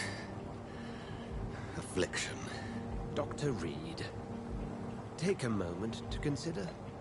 The post would be for the night shift, providing a good explanation for your absence during daylight hours. You'll be adequately reimbursed, and have a place to hide. I even had the forethought to bring some clean clothes. So, Dankeschön. what do you say? It seems I have little choice, but yours is a generous offer, so I thank you. Brilliant! Oh, Jonathan, This is one for the book, and the beginning of a beautiful friendship.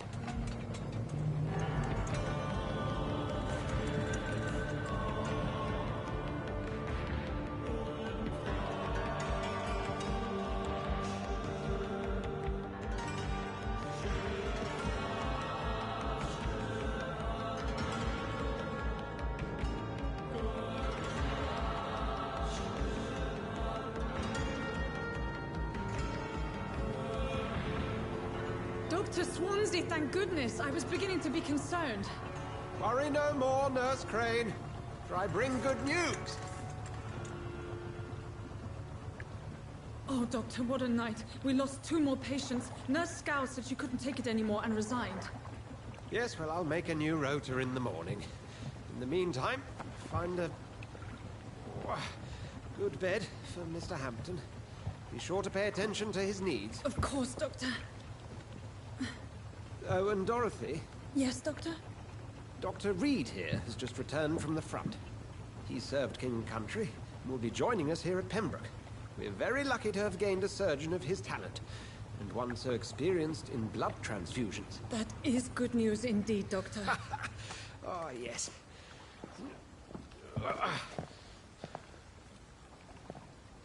Here at Pembroke, it's not what we have, but what we haven't.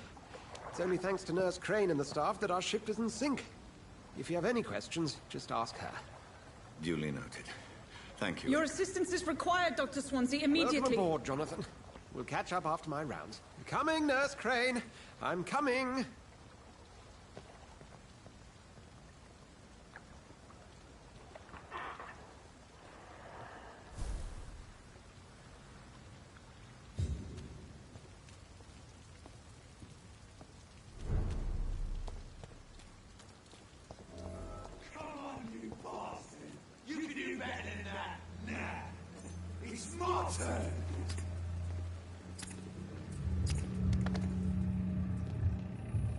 Rotten or receive, each heart contains the seeds of life.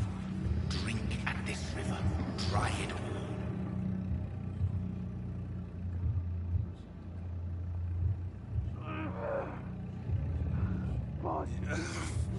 Oh, come on, you bastard!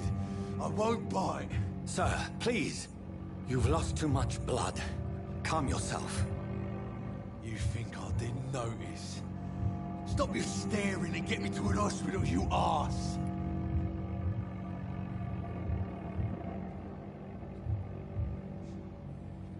Wir sind höflich, komm. Nee, ich lasse sie verbluten. Ich werde sie töten. Insulting a good Samaritan. Not exactly the way to get rescued. All right, sorry. I am in pain here. My guts are spilling out onto the street and you're yabbering on. Yes.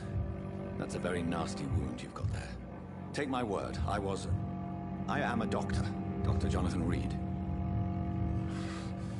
Name's Clay Cox.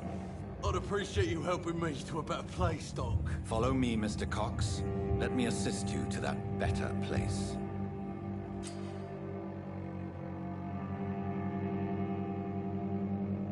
Wenn du von einem bestimmten Bürger erhältst, je höher die Blutqualität ist, desto mehr Erfahrungspunkte erhältst du, ja. Um das Blut einer L1 in Clay dein Band zu ziehen.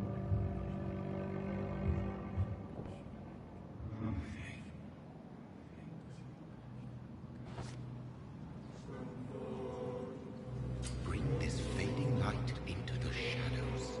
Dance with him the dance of life and death. Wo ist hier das Krankenhaus?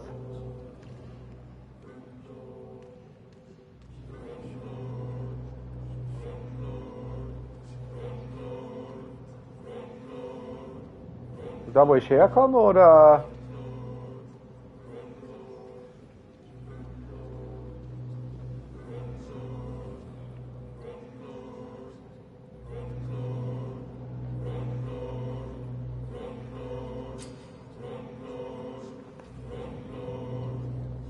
Drücke X und wähle, ob du Clay Cox entweder aussaugen oder loslassen möchtest. Wenn du ihn aussaugst, wird er dir eine große Menge XP gewähren.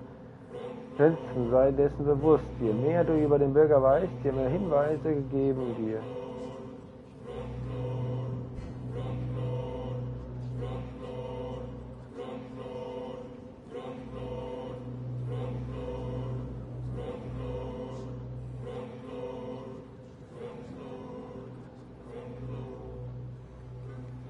Ich will, jetzt mal eine Sache. Wenn wir schon diese Wahl haben, wir saugen nur qualitativ hochwertigen Wein. Okay? Wir werden uns nicht mit solchem Pöbel gesockt. Wir saugen nur vollwertig aufgelevelte Bürger aus.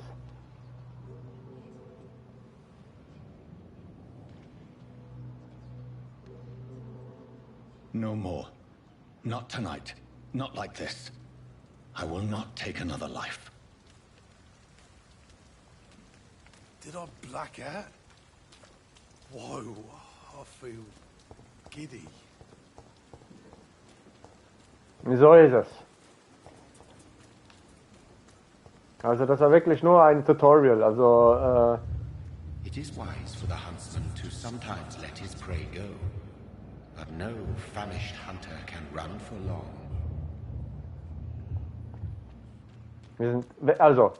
Wenn wir schon Vampire sind, dann sind wir auch anspruchsvolle Vampire. Also ich möchte jetzt hier, wie gesagt, nicht mit halbwertigem Fleisch arbeiten. Ich meine, so selten wie ein Vampir trinkt und trinken kann und dazu kommt, muss das auch auskosten und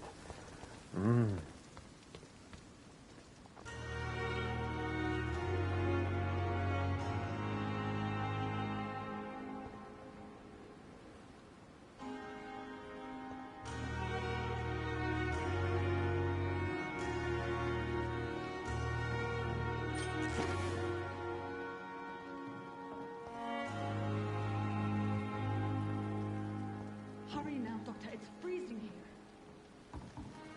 Tut mir leid, Schwester. Doctor, where have you been?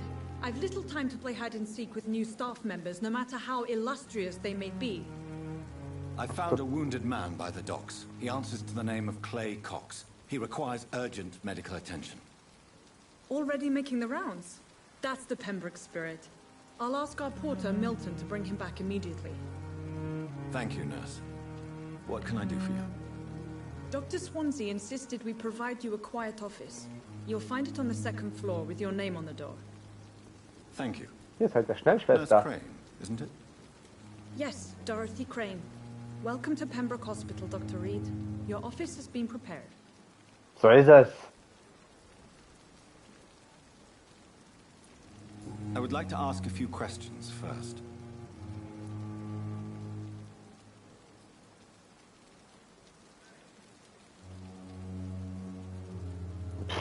Thank you, Nurse Crane. Was ist Ihre Uhrzeit?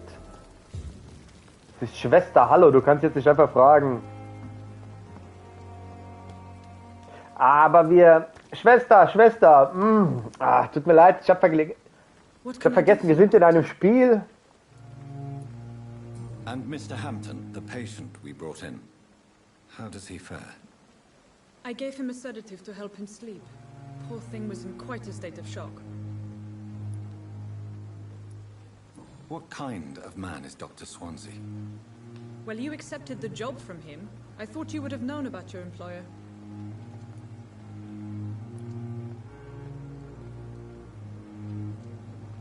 Genau das. It's right to assume Dr. Swansea knows far more about me than I do about him. You'll get to know him soon enough, and better than me. The administrator has better things to do than mix with us. Apologies, I've only just met him the once. This is sudden. I've only just returned to England. Dr. Swansea is a brilliant surgeon and the most compassionate physician.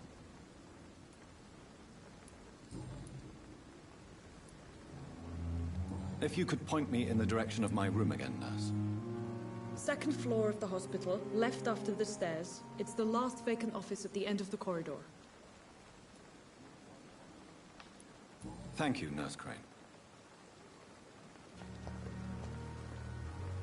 Vielleicht hätten wir ja was aufgeschnappt. Ach, Quatsch. Good evening, sir. So it is true. The famous Dr. Reed has joined us. I can't think of any better news during these terrible times. Do we know each other? Actually, yes. We met once before, at the Rockefeller University in New York. Dr. Tippett, yes, I remember. I was assisting Professor Carell in his research about coronary bypasses.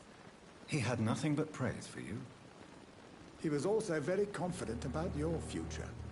And look at you now. Eminent surgeon and blood transfusion specialist.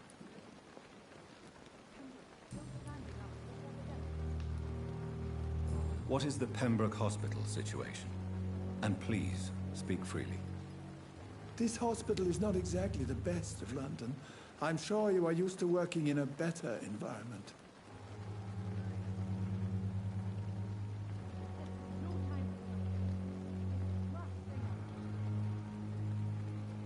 Die Belegschaft ist wichtiger. Oder nee, ich hatte eh keine große Wahl. I can't say I'm thrilled to be working here. But to be honest, I didn't have much of a choice. Don't be misled by appearances, Dr. Reed. This hospital does not lack talented people. It just lacks hope.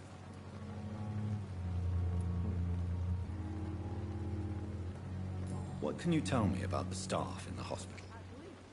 Some are really good, and others are not so good. But during this troubled period, there is no time for slander. I prefer to focus on the positive character traits. Tell me more about cherished people, then. Nurse Brannigan is a pearl. She is the most helpful and dedicated nurse I've ever worked with. A clever and cheerful woman. You really seem to admire her skills. I'll go even further. If she was a man, she would be a damn fine practitioner. Any opinion about the management? I don't always agree with Dr. Swansea's reserve, but I must admit he does all he can to keep this facility running during this crisis. Ah, yes, the burden of command. I was fed up with this concept while serving as a medical officer. Don't get me wrong. Swansea's a good administrator. I just wish he would get out of his office down again.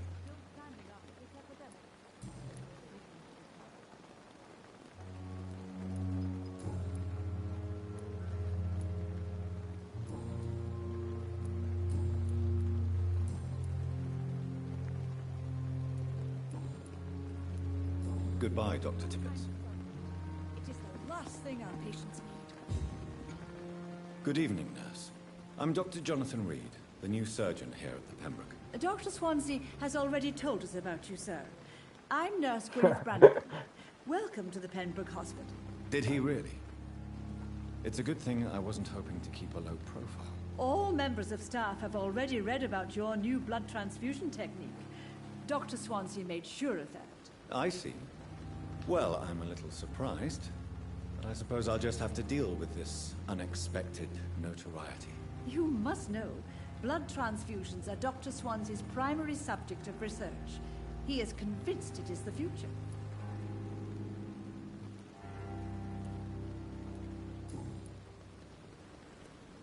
How are things here? Not good, to say the least. We're struggling against an invisible enemy, more lethal than any bullet from a gun. It's hard, Doctor. Ja, der unsichtbare Feind, die Grippe. An invisible enemy. Quite a poetic term for a disease, especially from a nurse. Sorry, Doctor. These last few weeks have been exhausting. We could all do with a good night's sleep. Do you think this hospital can survive the epidemic? We are all volunteers here, and we're trying to hold fast, but how do we beat an invisible killer? Some nurses have already resigned. I'm not familiar with all the staff yet. Perhaps you could help me. Brilliant professionals, most of them. Dr. Swansea has a gift for recruiting talent. Most of them. Is there a problem I should know about, nurse? It would be inappropriate for me to speak ill of a colleague.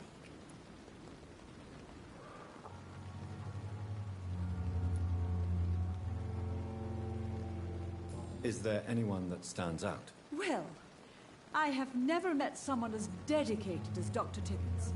He should be a standard for us all here. If only he were younger. Why should his age be a problem? I guess it's fair to say he's always pushing himself to the limits. He just doesn't know when to stop and get some rest.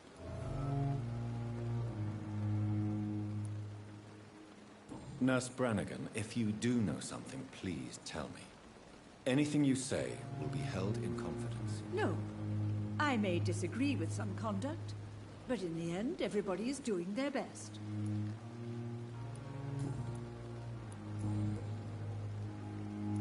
Goodbye, nurse. Call me if you need assistance.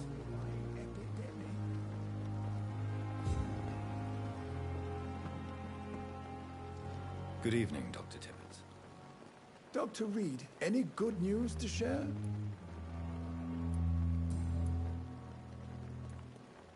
You're exhausting yourself, Corcoran. Maybe you should think about preserving your strength. No. We must keep on healing all those poor souls. We are the last rampart before chaos. Once more, unto the breach.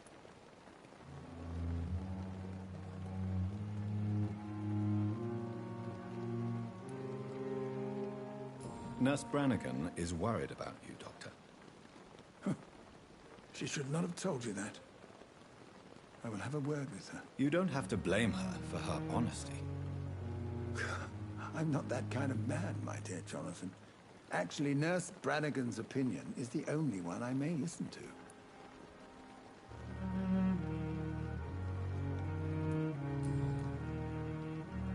Oops. Goodbye, Dr. Tibbets.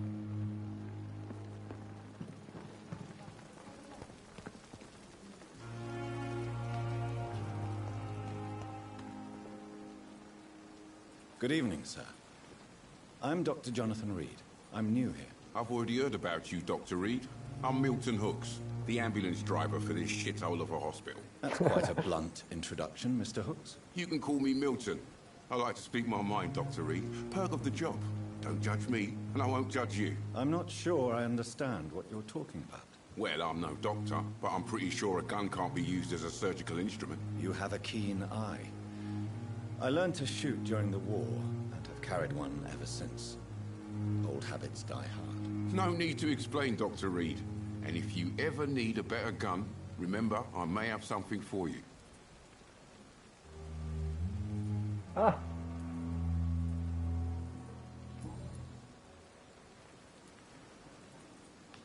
How is the situation around here? You want to hear the situation is all right?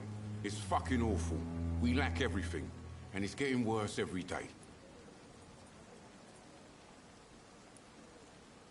So what do you do exactly in this hospital?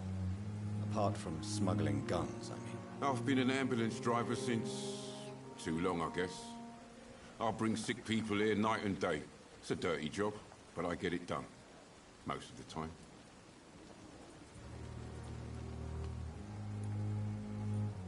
Since you're on the front line, how is the sanitary situation? Direkt auf betrunken. It's a complete disaster. It's even getting dangerous to enter some streets or buildings. Even the locals attack you. It sounds like things have been a bit rough recently. What's happened? Yesterday I got attacked by the patient I was bringing in. I escaped through the hospital's garden, but I lost my wallet when I was running. You left an infected patient outside the hospital? That's incredibly dangerous. Go there yourself if you want, but be careful, Doctor. I'd rather not bring your dead body back.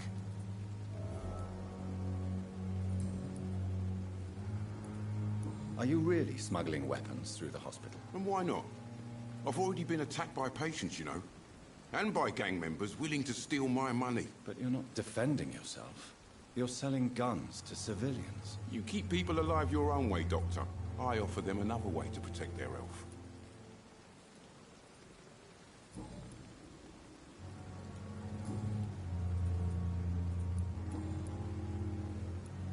I'd like to see your goods. Wise choice, Dr. Reed. A reliable gun is what everybody needs these days.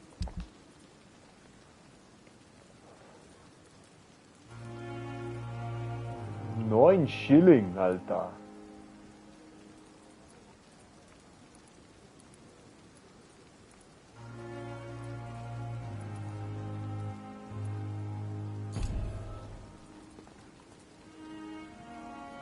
Sehr interessant.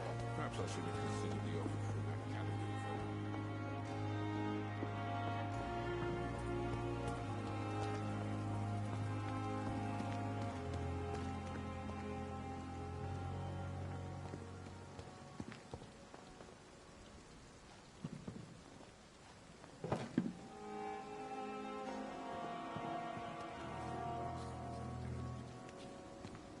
Dr. Swansea is right.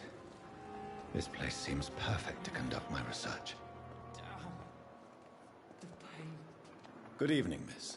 I'm Dr. Reed, the new surgeon at the Pembroke Hospital. And who are you? Your name has no meaning to me, mortal. You're nothing but dust blown by the winds of eternity. I beg your pardon? What are you begging for, mortal? My clemency? Well, tonight maybe I'm inclined to mercy.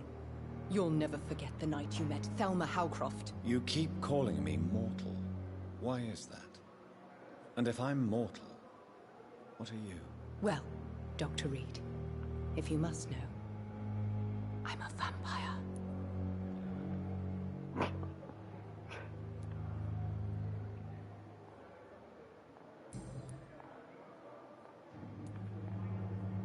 And why do you believe you're a vampire? I don't need to believe anything. It is what I am. It is what I feel within this hollow shell of flesh. Please, describe to me how you feel. What is it like to be a vampire? I can hear my body crumble from the inside as my flesh cracks and fades. I sense the last pulse of pustulant blood within my drying veins. I need new blood. I see. Have you ever heard of Cottage Syndrome, Miss Howcroft? Never. It's a mental illness discovered by a French neurologist named Jules Cotard. The affected patients are delusional. They believe that they are putrefying, that they are dead, a ghost or a ghoul, or in your case, a vampire. Delusional, you say? Oh, sad and petty mortal. You can't even begin to understand the concept of immortality. And you think it is I who am delusional. I'm assuming you must be a patient here. Am I right, Miss Howcroft? It's only a cover. To hide from my enemies. I can leave whenever I want. As a woman, a spirit, fog, or bat. Who are these enemies you mentioned? Can you describe them? I cannot say for sure. But I sense their eyes on me from nearby. I feel them watching me every time I visit the garden near the morgue. The staff here are not your enemy. They're here to help you, to care for you. I'm not speaking of the doctors in white. I'm speaking of the men and women who hunt me. For I am a vampire. I see. Don't worry. These people will not find you here. I'll personally make sure they leave you alone. Thank you, mortal. But do not interfere with them, for you are no match for those that hunt me.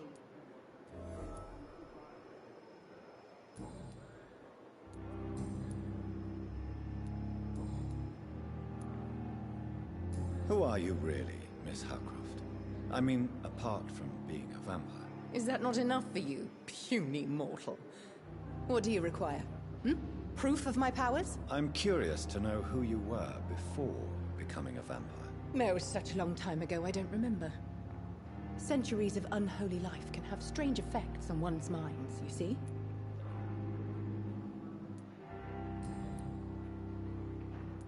I'll leave you, Mistress of the Dark, to your nocturnal activities.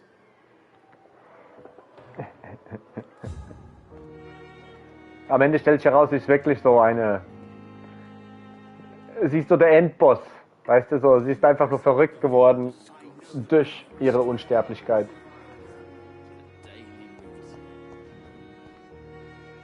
Das wäre ein Twist. Good evening, Doctor.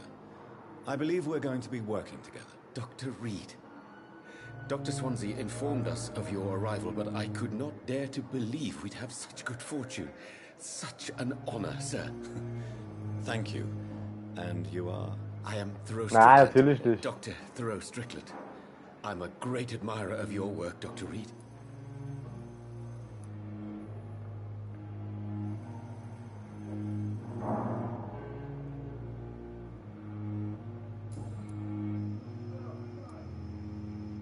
Please, could you tell me something about yourself? I'm a great admirer of your work concerning blood transfusion, Dr. Reed. I run my own experiments. I'm convinced it's the future.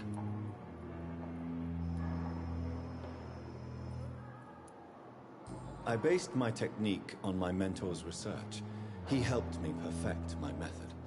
What is yours? I'd rather not talk about it. For now, it's just theories and first approach.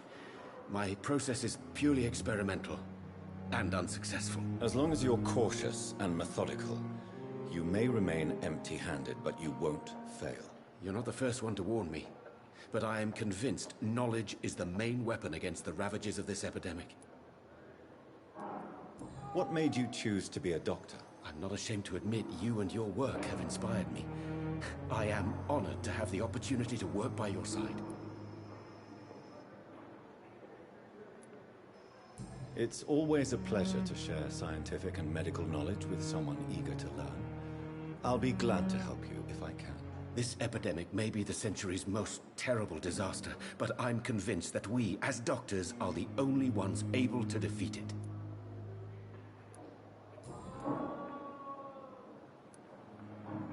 What can you tell me about the Pembroke? Well, it has always been an honor to work with Dr. Swansea. But with your arrival, I can't think of a better opportunity to learn about blood transfusion.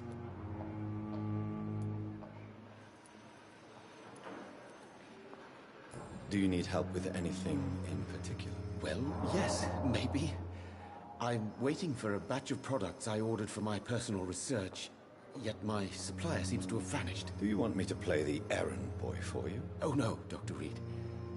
But if you went personally to his shop, what with your reputation and all, he wouldn't dare to refuse the products I need. I see. Well, give me the address, for I may pass by if I have time. You seem quite optimistic. It's a rare and precious attitude in these difficult times. I'm convinced that this epidemic is a test of endurance and dedication for us men of science. Questions remain about our capacity to resolve the situation. True. Last summer, during the first wave of the epidemic, I used to joke with Milton about the extra work. We're not smiling now.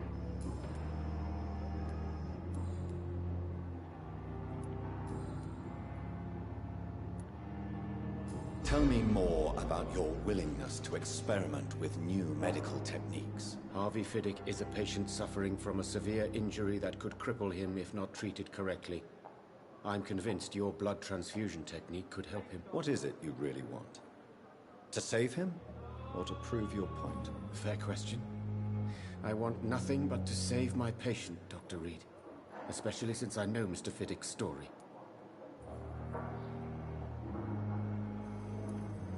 Tell me Mr. Fiddick's story. Our first diagnosis was compromised because Mr. Fiddick lied to us about the real origin of his injury. He first claimed it was an accident. But why would he hide such crucial information from us? Because he is a proud father, ashamed of putting his children at risk because of his own negligence. This personal involvement could also appear to be a lack of impartiality. You must know that a good surgeon must remain neutral. I agree. But that does not excuse Dr. Ackroyd's behavior. A man who did not even take time to converse with his patient. Do you think keeping his distance was a mistake? All I know is that I'm taking care of human beings with desires, hopes, and fears.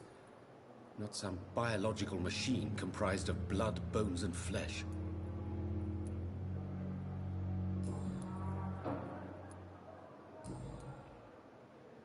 Goodbye, Dr. Strickland.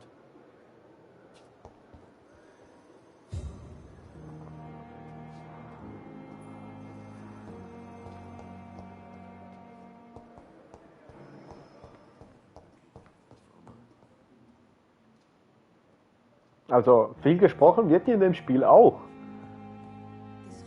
Ach, die hatten ja schon. But in the circumstances, I'm willing to give you the benefit of the doubt. Ai. Familientreffen. I will not let you down, my boy.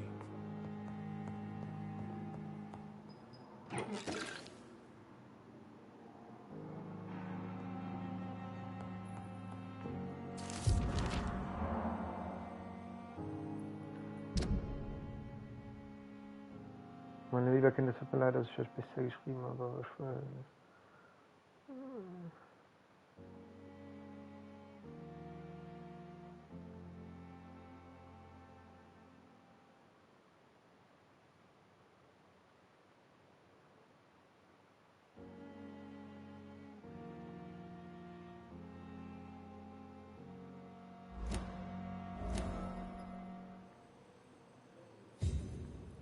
My sweet girl.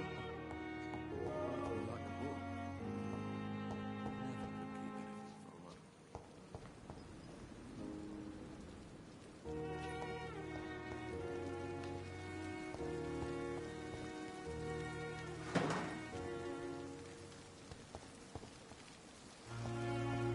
Guck mal, 5 Schrauben gefunden. Der wollte 9 Schillinge dafür haben. Sackgesicht.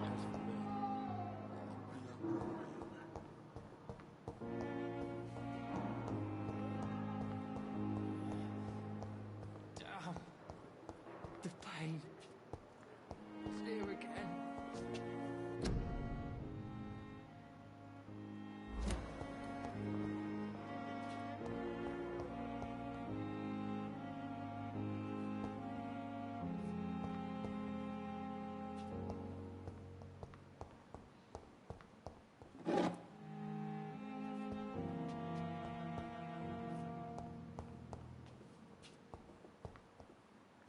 Da geht's wieder raus, okay.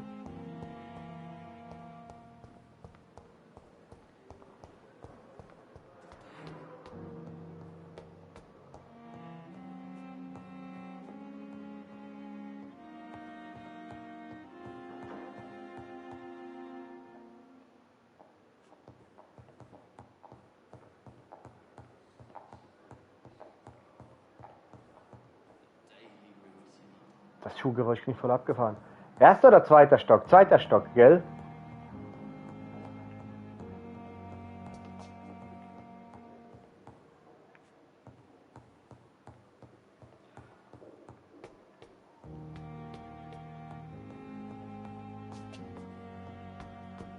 Nope. Ah. Hier ist Swanseas Büro, ja, okay. Am Ende des Korridors ist meins.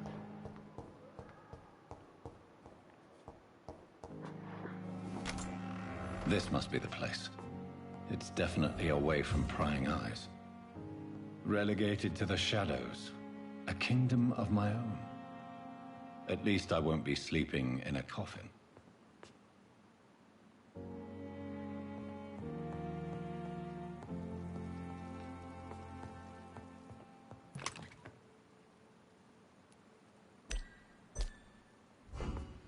Das habe ich immer noch nicht verstanden. Was alles auffüllen.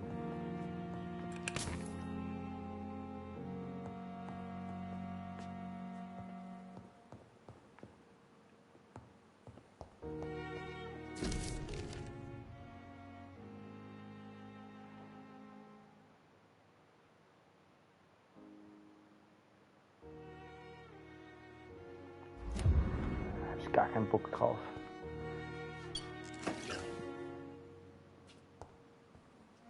The flower's dying. It needs water.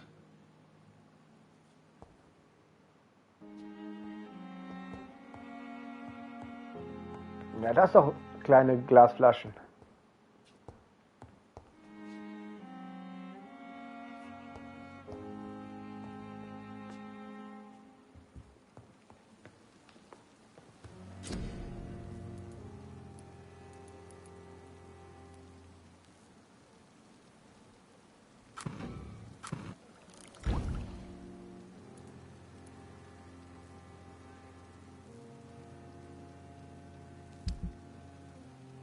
Okay.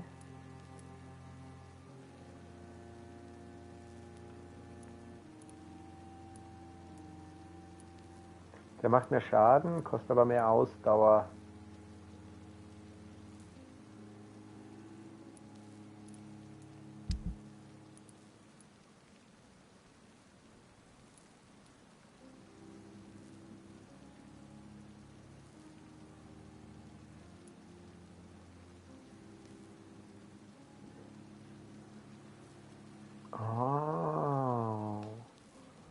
Wir bewahren die noch ein bisschen auf. Keine Ahnung warum, aber gerade eben weiß ich eh noch nicht, was ich so richtig aufwerten soll. Noch habe ich da... Bishop's blood is much more unstable than human blood and shows extensive mutation.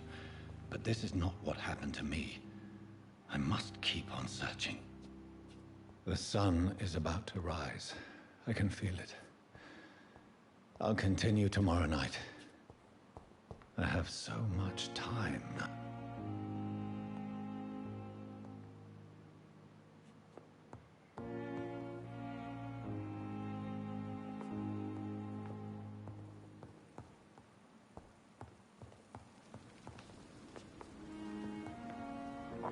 Je nachdem, ob das überhaupt... Ich will die Pflanze jetzt gießen, gell?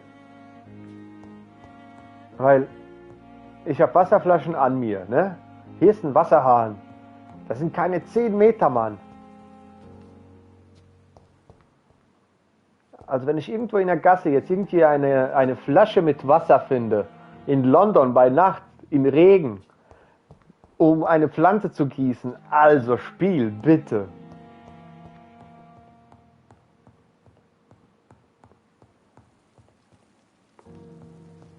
Ich meine, Spiel hin oder her. Hinter mir alles voll Gläser.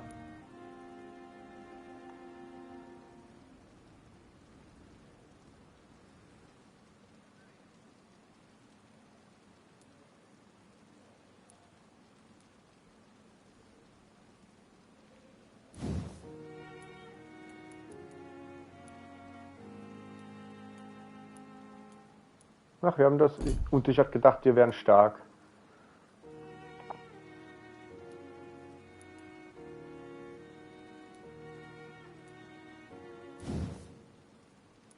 Ja, wenn wir es schon das letzte Mal gemacht haben, dann...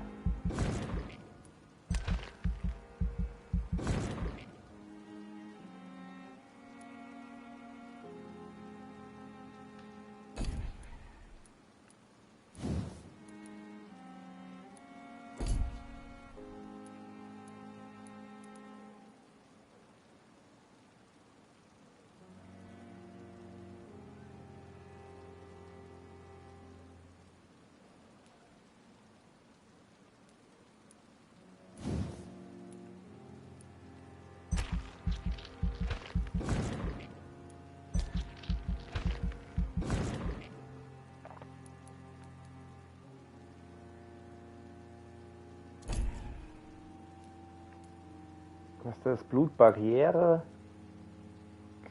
Gerinnung. Du unterbrichst die Blutzirkulation in den Venen deines Ziels und machst es wehrlos. Wow, wie fies.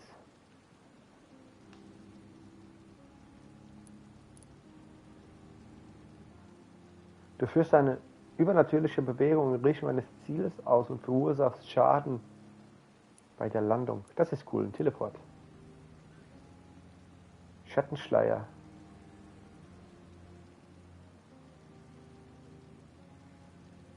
Unsichtbar. Schatten zu verschwinden. Du musst meistens 2 unsichtbar. Wie viel kostet das?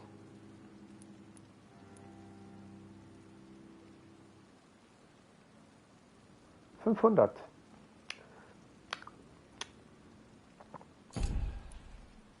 Die beiden sind cool. Das weiß ich nicht. Der Schild und so.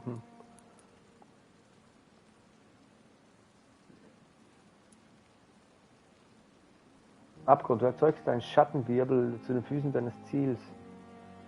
Lebendig werdende Schatten und Nationen eines Feindesbereichs fügen Schaden zu.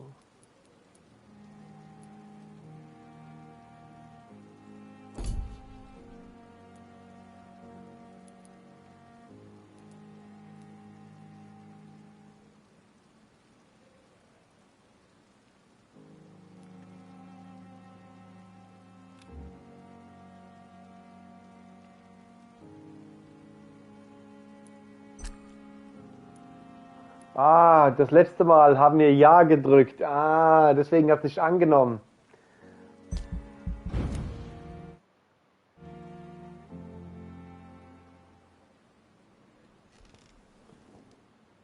If I'm to stay here until my research is complete, I'd better learn to hide my true nature from the mortals.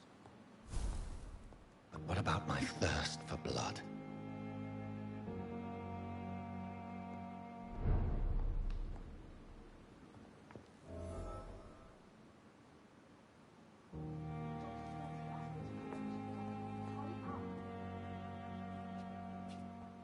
Ich will diese Pflanze gießen, gell? Also das geht mir schon auf den Sack gerade. Hier, die Kanne. Die ist doch sogar Wasser drin. Okay, okay. I'm not one to make wait, Doctor. I've patients to attend. Yes, Nurse Crane? How can I help you? I'm so sorry. I know Dr. Swansea wanted you to rest, but we have somewhat of a crisis. A crisis, you say? Our supply of antiseptics is nearly depleted. I was hoping there was another box up here, but...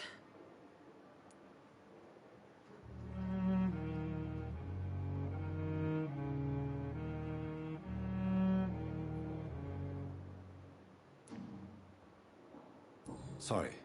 There's nothing here. Some of the patients won't last the night without them. Honestly, sir, I'm beside myself. I may have a solution. In France, during the war, drugs shortage was a daily problem, and we had to use our wits to overcome the shortages. However do you mean? If combined correctly, certain household chemical products can be used in a pinch instead. Now, where's the hospital storeroom?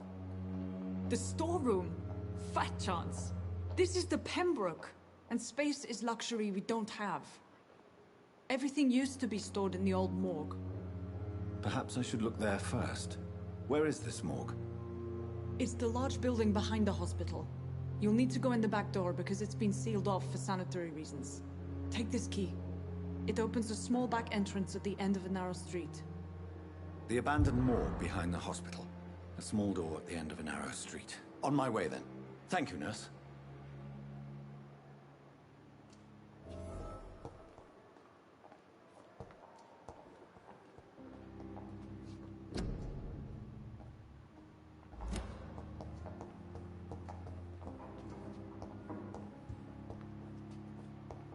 Ein Schwert!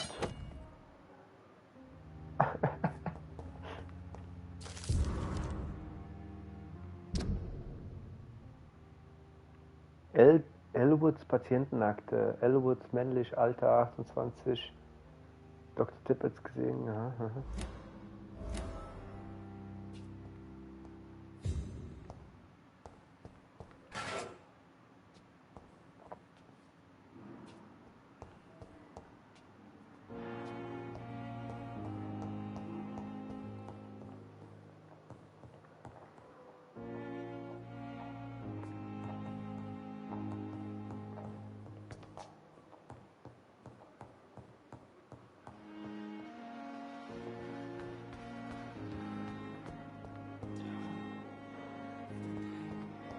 The back door.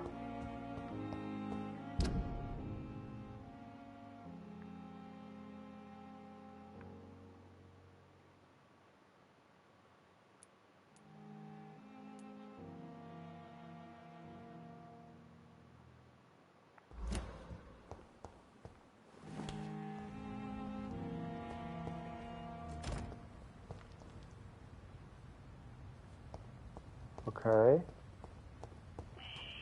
Scowl voices in the garden. I should investigate. If they were to find somebody.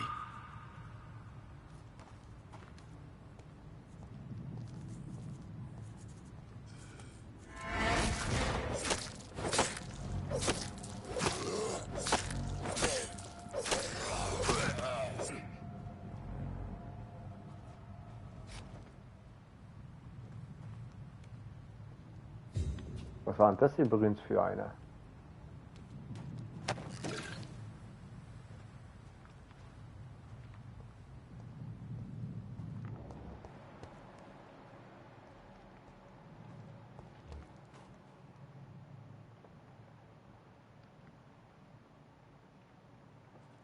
Was ist denn ein Skull, bitteschön?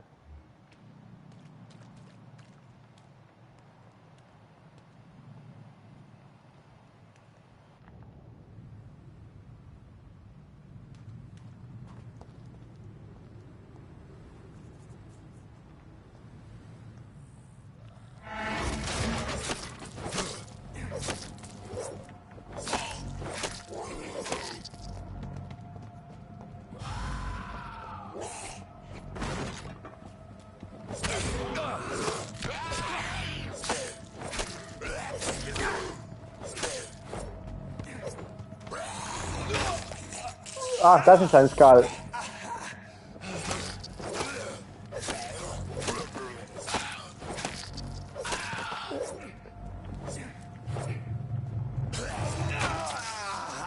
Au, au, au, au, au, au.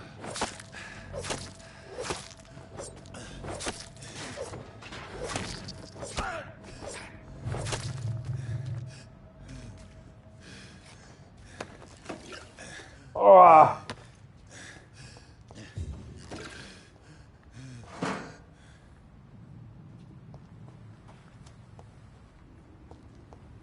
Meine Vampirinstinkt haben mich geheilt und gerettet. Fotografiere in einer Brieftasche das Foto eines Verliebten. Rückseite Milton und Pippa für immer.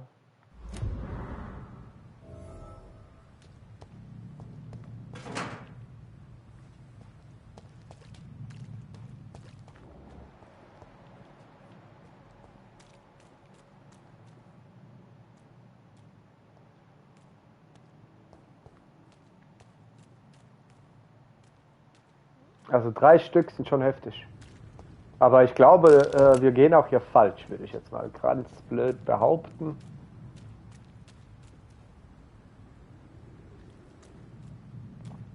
Nee, gehen wir nicht. Ha! Das ist ja der richtige Weg. Ich fasse es nicht. Okay, okay.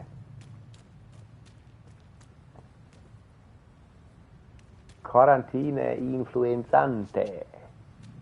Was auch immer.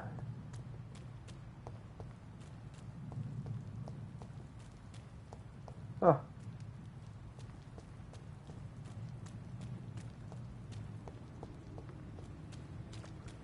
Let's go to the morgue.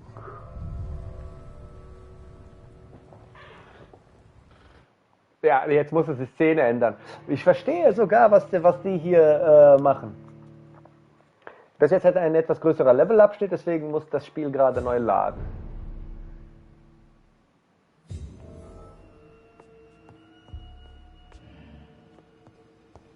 Also du kommst quasi aus der Hauptsequenz,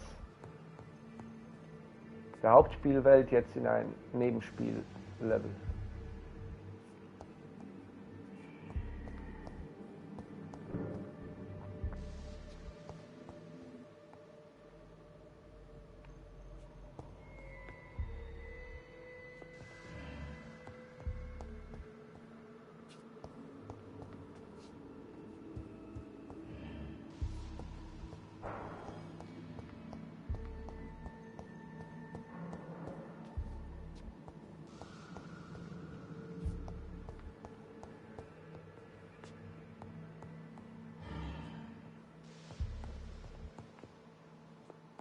Ich halte Ausschau so ein bisschen auch nach Ratten.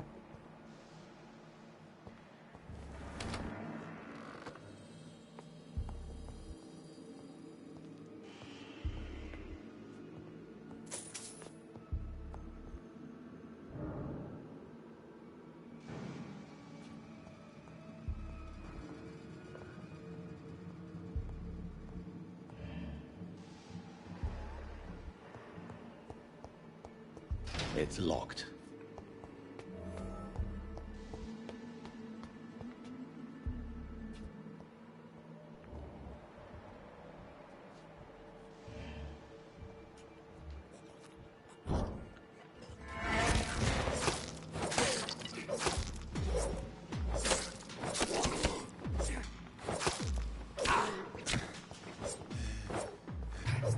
Das überleben wir nicht. Behavior is similar to the infected William Bishop. Must be the same strain. Heilige Scheiße haben wir This eine. sickness moves faster than influenza.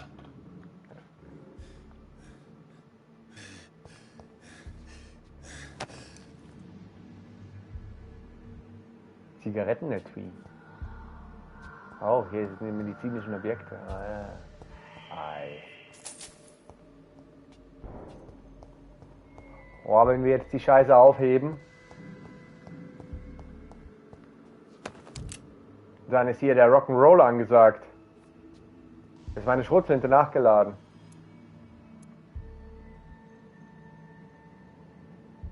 Sollte, oder? 2 von 4.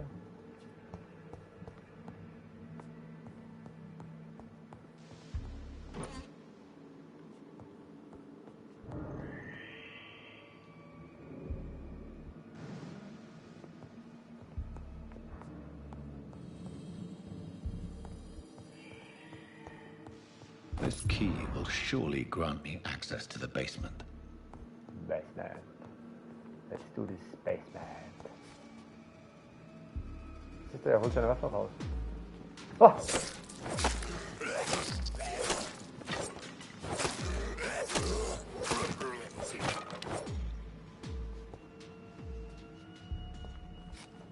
Okay, dann kommt.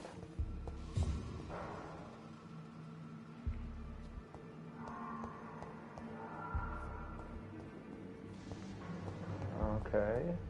I cannot enter. I cannot. This door makes problems. Balls of Mars. Fortifiers. As popular as they are ineffective. But they do contain iron tartrate, and that might prove itself useful. I can't.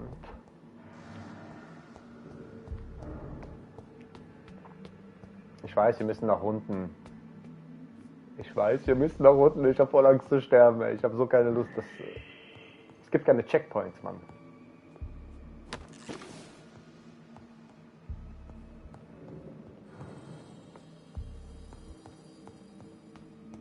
Okay. Wieder Spielerdenken, weißt du?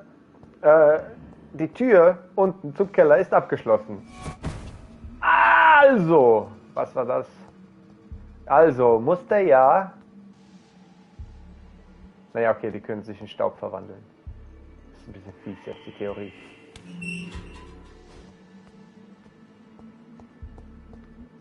Oh, Leute.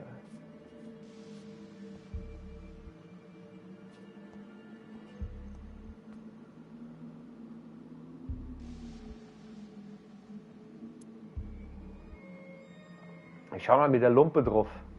Mal gucken. Die müsste doch mehr Schaden machen, oder?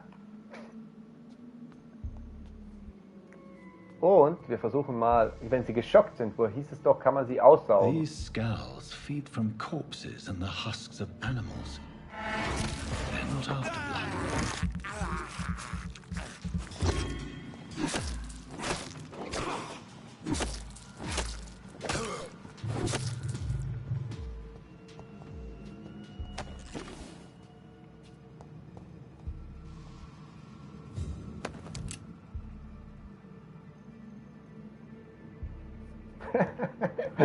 Einfach mal angenascht, weißt du so. Kommt der Junge da an, stumpft ihn um und nascht nimmt ihn einfach mal so ein bisschen an den Nacken. Schön mal. Also, wenn du jetzt hier einen Schoko-Nikolaus holst, ne? Jetzt weißt du genau, wie du das machst. Erstmal umstumpen und dann, nein, schön ansnacken. Und dann draufhauen, bis es umfällt.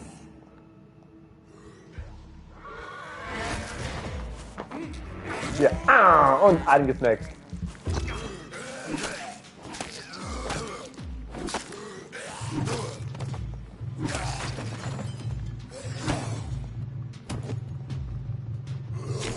Ach, ich muss ja meine Ausdauer. Ach du liebe Güte, meine Ausdauer.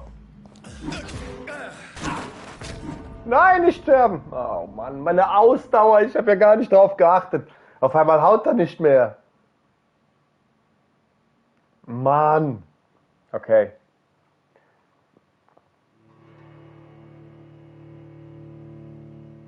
Das ist fies. Das hat es jetzt schon zurückgeworfen.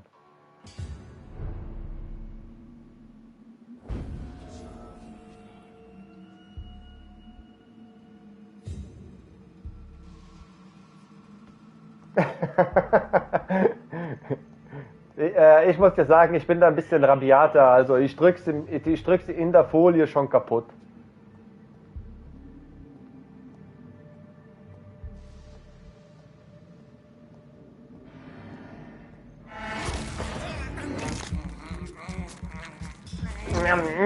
Da siehst du, oh, da hat voll Bock drauf.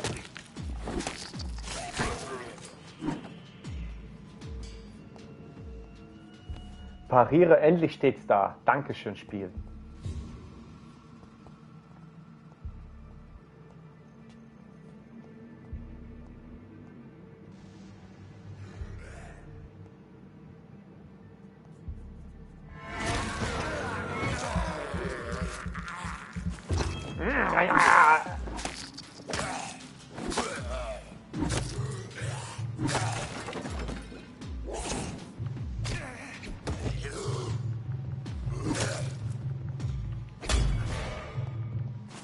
Nein.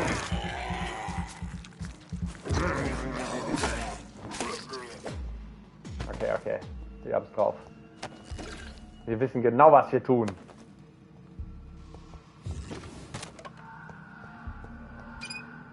Wir werden ja richtig gut, Guck mal. Ah nee, ich wollte gerade einfach durchlaufen. Das funktioniert leider nicht.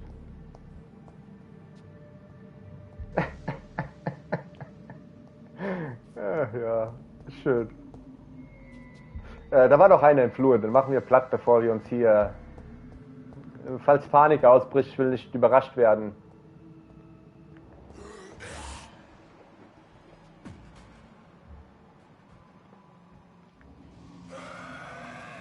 Ach, jetzt hast du mich gesehen. Ich wollte mal fragen, haben Sie Zucker?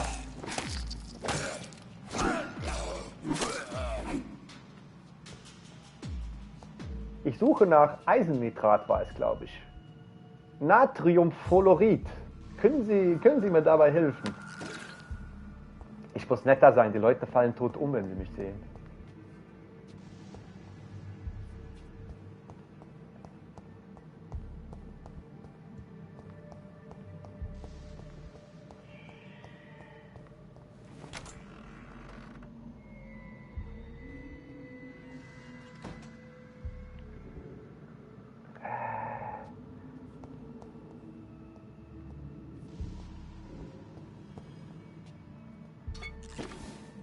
Ja, genau. Ich habe mir einen schwarzen Kaffee gedrückt. Ich habe nicht an Milch gedacht. It's locked, all right. Abgenutztes Amputationsmesser. Du hast eine Art von Nebenwaffe erhalten. Rüste sie aus und drücke Dreieck, um Blut zu absorbieren. Oh. Was ist denn das alles? Örtliche Untersuchung. Die Bürgeruntersuchung ist verfügbar.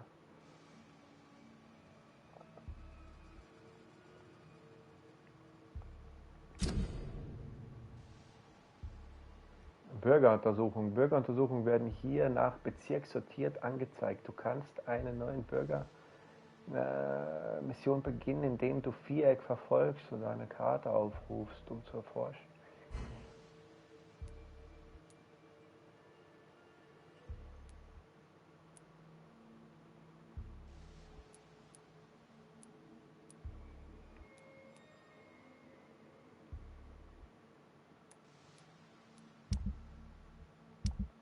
Wow, okay, also die haben Mitternachtgarten, Gut und Böse, okay. Mr. Connor's injuries don't match the report. I'd better look into this.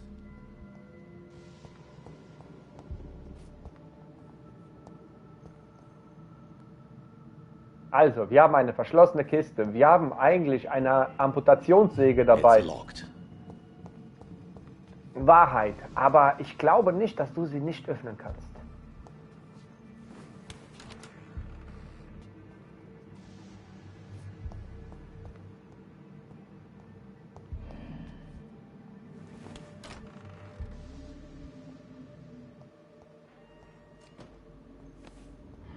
Oh oh. John D. Was geht's los, Bruder?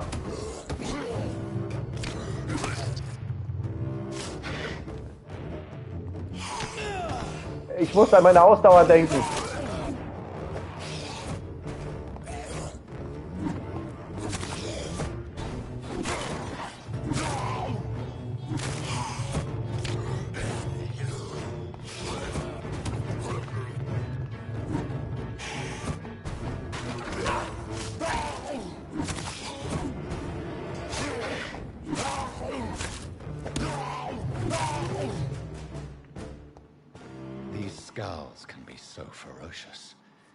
I'm not sure I can defeat them without becoming stronger. To drink blood is so tempting.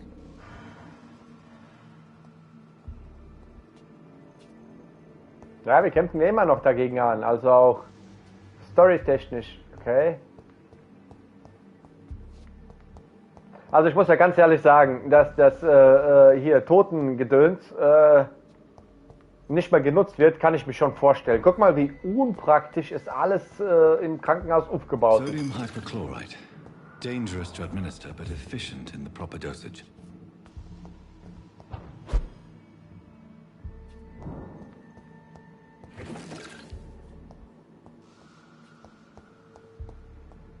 Sehr geil. Also ich weiß ja nicht, wie eure Meinung ist, so, das kann ich überhaupt nicht so sagen. Aber ich bin dann angetan. Also, natürlich. Was haben wir hier? Herstellung. Du hast ausreichend Bestandteile, um eine Behandlung gegen Erschöpfung herzustellen.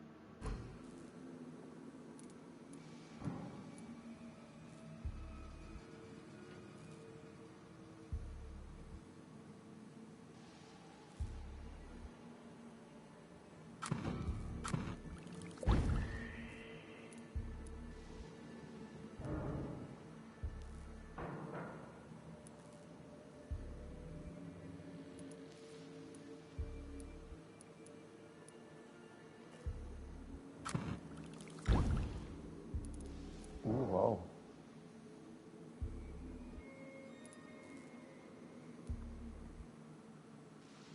Dann brauchen wir doch mal eine davon.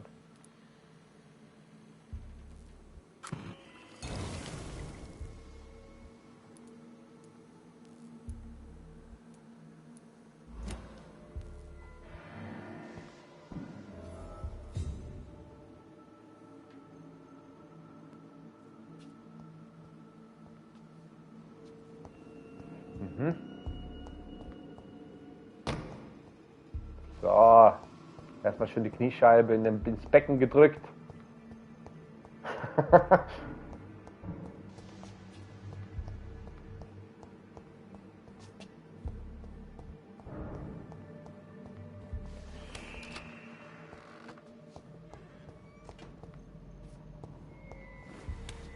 So, wir haben hier immer noch halt diese verschlossene Truhe.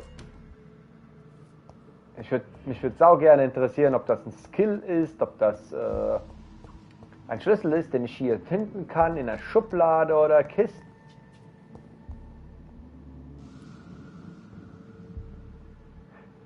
Okay.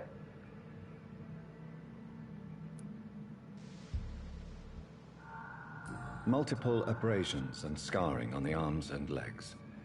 Old and distinctive injuries of a sailor or a fisherman. Traces of a pinkish foam at the corner of the lips. Some sort of drug overdose, perhaps?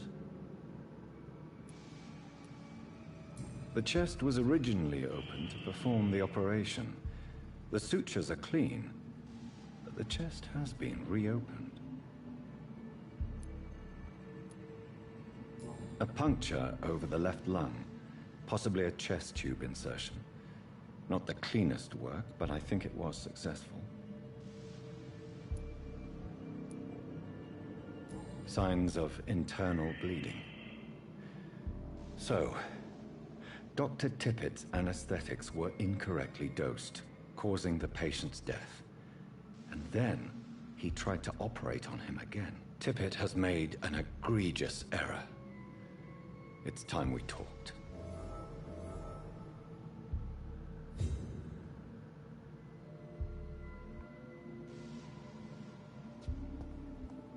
It's locked, all right.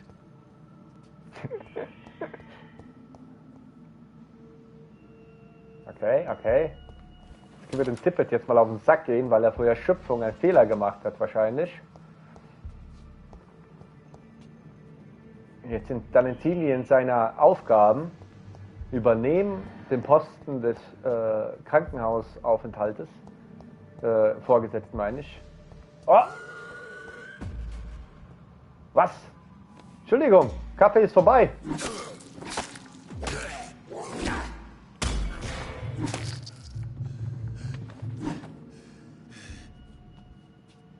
Frechheit.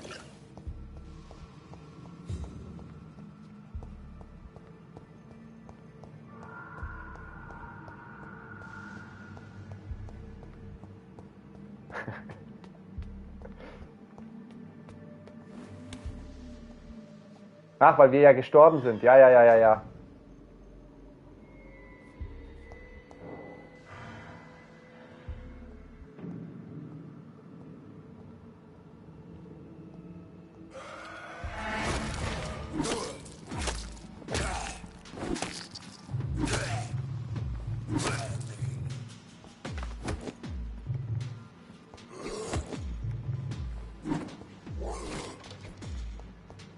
So, erstmal ein bisschen durchatmen.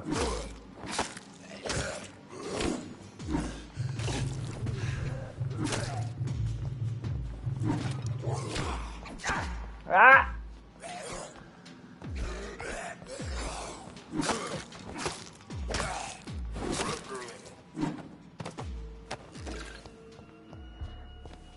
Immer ruhig bleiben.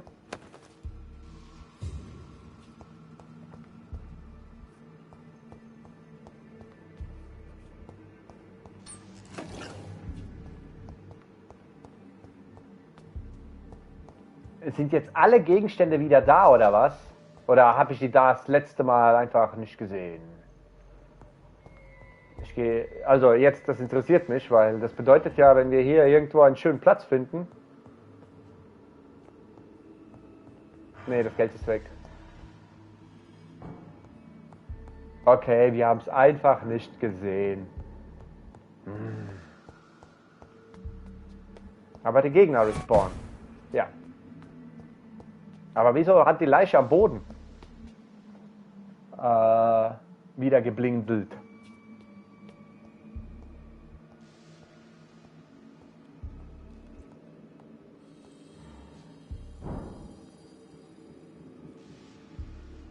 Naja, egal.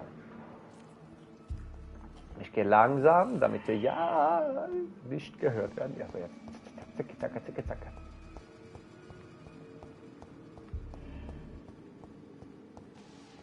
Ja.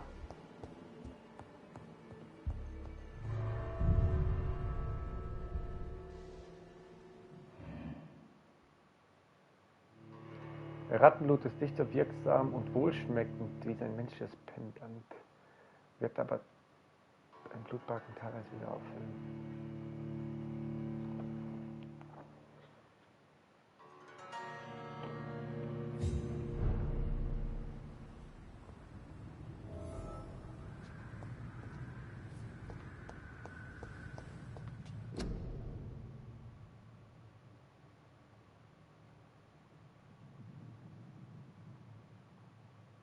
Ach du liebe Güte. Darf ich das Spiel überhaupt spielen, gerade eben?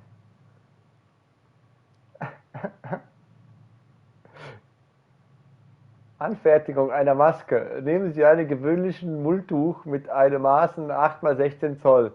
Fallen Sie zunächst auf die Maße 8x8 und anschließend 8x4 Zoll. Die Schnüre in jeder Ecke sollten etwa 10 Zoll in die Länge betragen. Legen Sie Ihre Maske, wie in der Abbildung dargestellt, über den Mund und Nase im Auftrag der Gesundheitsbehörde.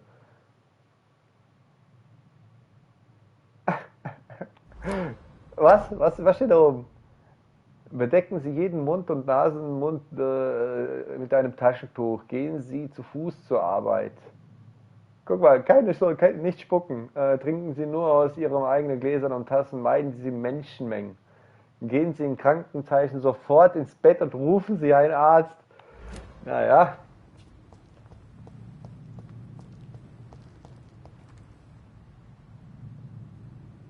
Weißt du, früher, wenn du krank geworden bist, haben sie direkt ein Ticket an deine Tür geknallt, nur damit die Leute nicht in deine Nähe kommen.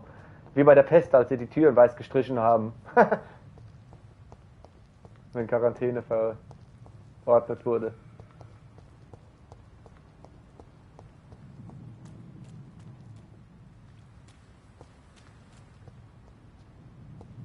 So, jetzt ist der gute alte Mirko ein bisschen verlaufen, aber hier ist ein Zelt, also kann das andere nicht weit weg sein.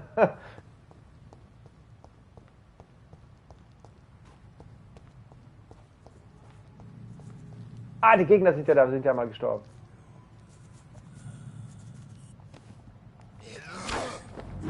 Ich weiß nicht, warum er das jetzt nicht gemacht hat, was ich ihm gesagt habe. Wow, das war ein guter Schlag.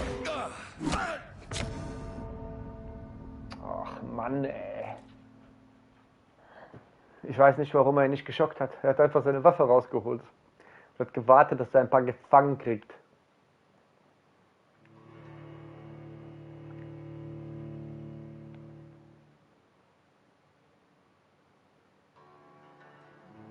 Noch habe ich nicht, ob es negative Konsequenzen gibt, dass wir sterben.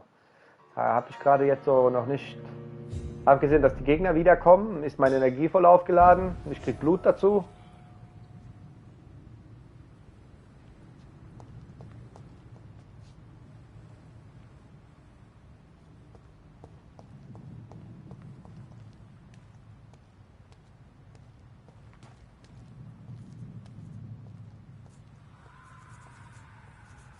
So, dann lutschen wir jetzt aus.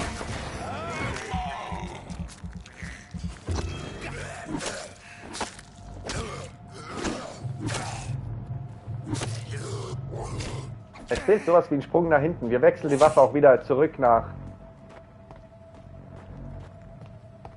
Ja, entspann dich mal. Wir werden die Waffe wieder wechseln zu Machete. Ach so, das kann ich ja direkt machen. Yeah, baby. Kommt her! Oh, da hinten waren ja 3 Stück, gell?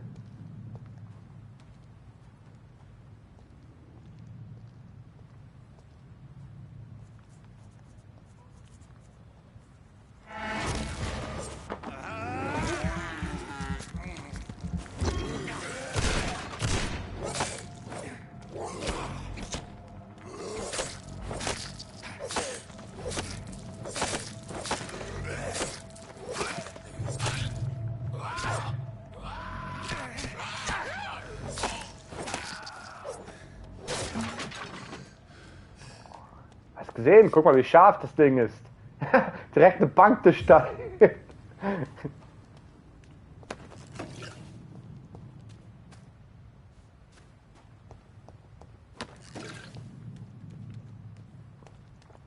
Aber ich glaube auch, das Spiel so gemacht ist, dass man, ich will jetzt nicht sagen, oft stirbt, aber...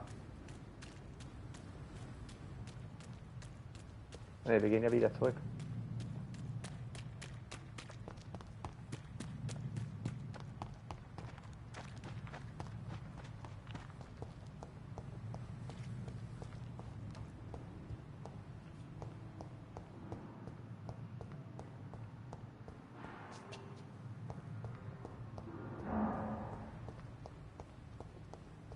Hallo, wo ist denn hier das Krankenhaus?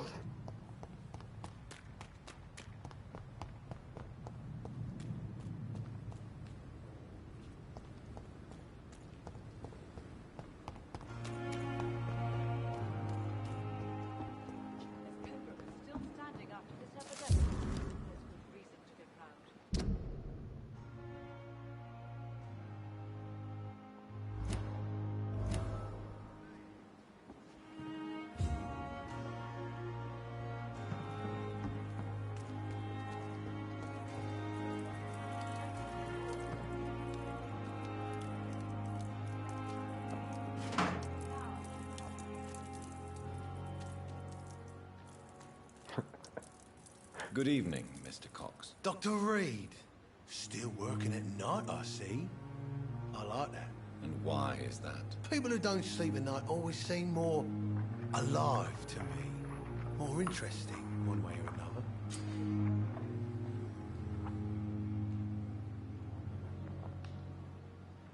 another. Drücke R1, um Gesundheitszustand des Bürgers zu kontrollieren. Die Heilung des Bürgers verbessert seine Blutqualität.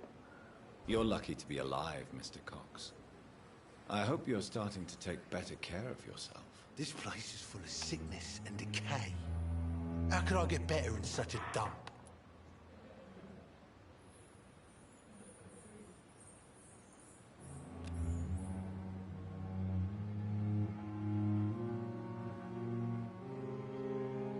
Nein, ich will die Medizin jetzt ihm nicht direkt geben. I will see you later. Do you ever think about that poor fellow I saw you push in the water? The wound he gave me will make sure I don't forget him. Still fucking hurts. Boss had cut me good. That man was determined to murder you. You almost died. What a surprise. The first time I met him, he nearly shit himself. Fucking coward. I guess revenge gives you balls. What did he want? Revenge? I recently had to kill his brother. Poor arsehole thought it would be easy to return the favor.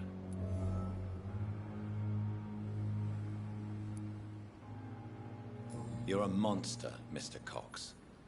An ungrateful and disgusting man. I'm the toughest bastard you'll ever meet, Dr. Reed. And I don't give a fuck what you think of me. How is your hospitalization going, Mr. Cox? This is a shitty place with shitty staff. But as long as I'm treated all right, I'll be fine. What's wrong with the Pembroke staff? That bastard you sent to bring me here, Milton. I thought he was going to break all my bones before I reached my bed. I see. Any other smart comments? The nurses aren't too ugly. Especially that foxy one, Nurse Crane. Pretty brunette, tough attitude, all like that. What's wrong with the hospital? Come on, Dr. Reed. The place is a dump. Smelly, sad, and dirty. But you're alive thanks to the efforts and dedication of the staff here, aren't you? What are you expecting, a medal? I thought that saving lives was just part of the job. Must be an unsatisfactory profession at this time, I'm sure.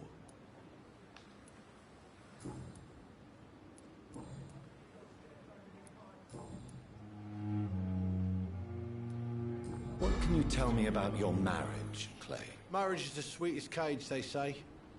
Well, I found myself locked in one with a wild animal. You mean your wife keeps you on your toes? No, I mean, we both have claws and we both love to bite.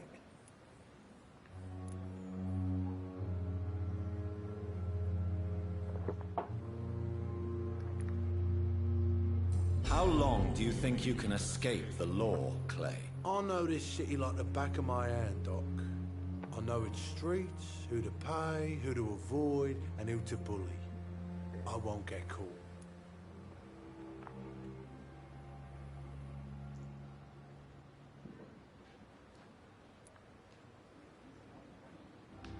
We can't escape the consequences of our actions. The past catches up with us in the end. I ain't afraid of death. I don't hide who I am. I live my life honestly, which is more than I can say for most folks. And who are you, then? I'm the leader of the Wet Boot Boys. One day, I'll leave this shitty place and punch in the face all who thought I would not come back.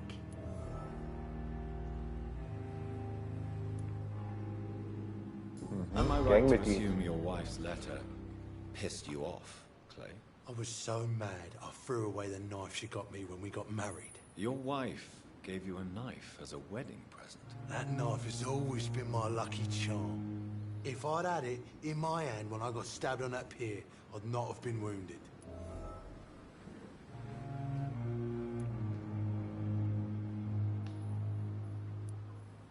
A lucky charm? I never would have taken you as the superstitious type. We all have our flaws, Doc. Mine's to have my weapon of choice for when the really dirty business comes around. Do you want it back? I don't need it here, but if you'd be kind enough to bring it to me, I'd be really grateful. A grateful Clay Cox? I might just find your knife and bring it back to you to see that happen. I can give you directions, but I'd be surprised if you managed to find it. My hideout isn't meant to be found easily. Was ein Typ, ey. I'll leave you for now, Mr. Cox. Er muss reifen, das Sackgesicht. Nur 700 Erfahrungspunkte. Einfache Beute.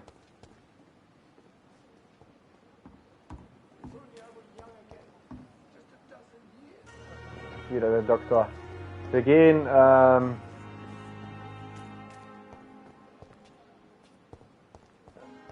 vorbei erstmal. Dann drehen wir um.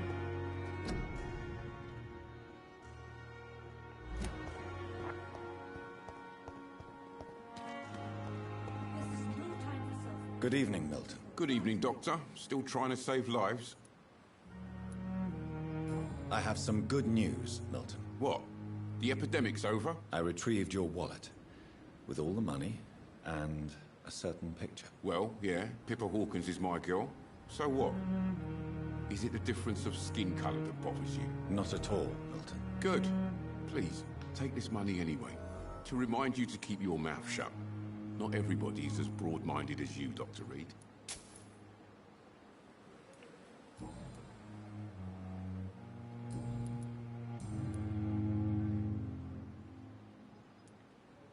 What's going on between you and Nurse Hawkins? Pippa's tired.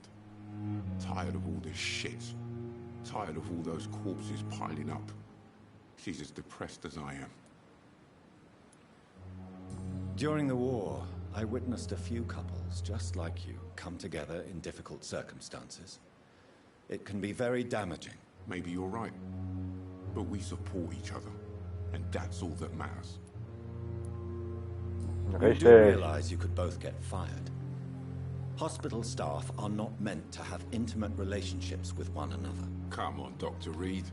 Do you know how many rules are broken in this hospital every day just to keep it running? There's nothing wrong with what we're doing. Leider wahr.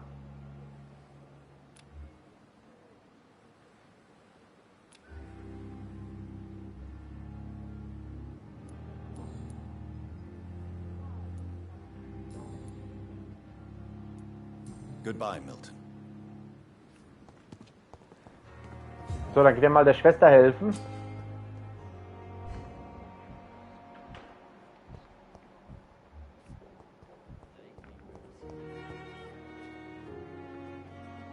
Good evening, nurse. Good evening, Doctor. I don't think we've been introduced yet. My name is Pippa Hawkins. And I'm Dr. Jonathan Reed. Dr. Swansea has recently offered me a position in this hospital. Well, it's a euphemism that your help will be appreciated, Doctor.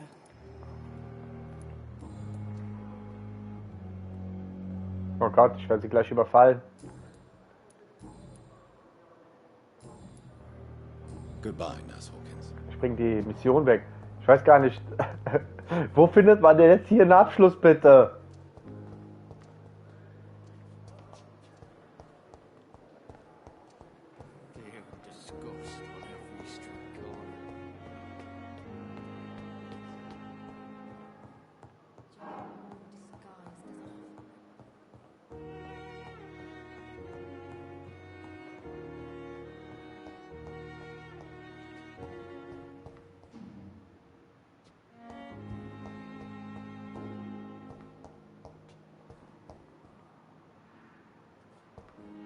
It's locked.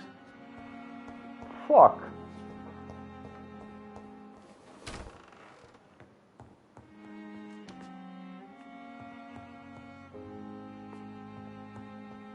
The flower's dying. It needs water. Ja. Versorgt im Patientenzimmer.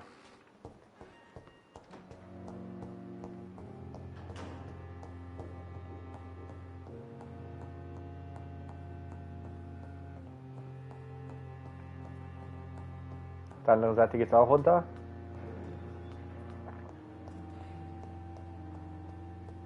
Da geht's raus. Mann!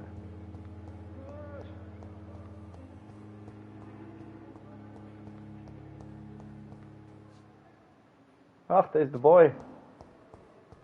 Fear and disgust on every street corner. As for me, what a blundering idiot. Finally, you've returned, Doctor. Did you find anything of value? Yes, nurse. You've worked your first miracle, Doctor. Now, this patient here needs immediate treatment. Duty calls. When the storm has passed, I'll show you how to mix the remedy yourself with the same basic ingredients. Many thanks, Doctor. When you've finished, you ought to report to Dr. Swansea in his office. He's been looking for you. Seemed pressing. Krankheiten verbergen die Blutqualität. Bürger werden richtige Medikamente, um ihn zu heilen. Finden im Zimmer hinter.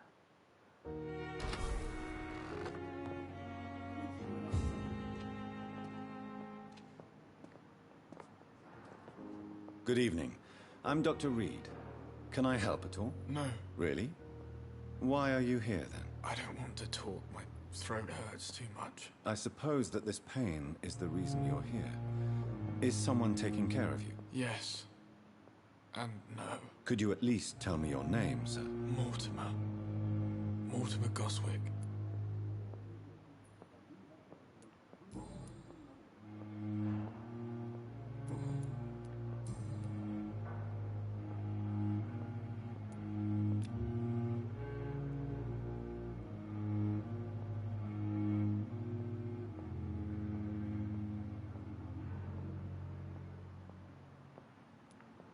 How painful is your throat, Mr. Goswick? So painful I'd rather not talk at all, Doctor. I'm sure you realize a doctor and his patient have to communicate, sir. Would it help if I gave you some paper and a pen? Not really. I see. Then maybe it's not just your throat that hurts, Mr. Goswick. Perhaps your sore throat is just the consequence of something more hurtful. Yes, maybe. But I don't want to talk or even write about it now.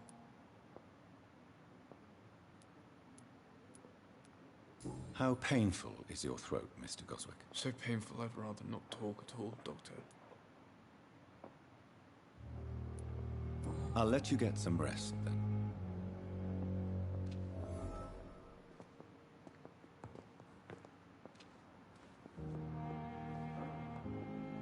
As for me, Good evening, sir. Good evening, Mr. Goswick. How are you? I'm okay. Tell me about yourself, Mr. Goswick. I don't want to talk, Doctor.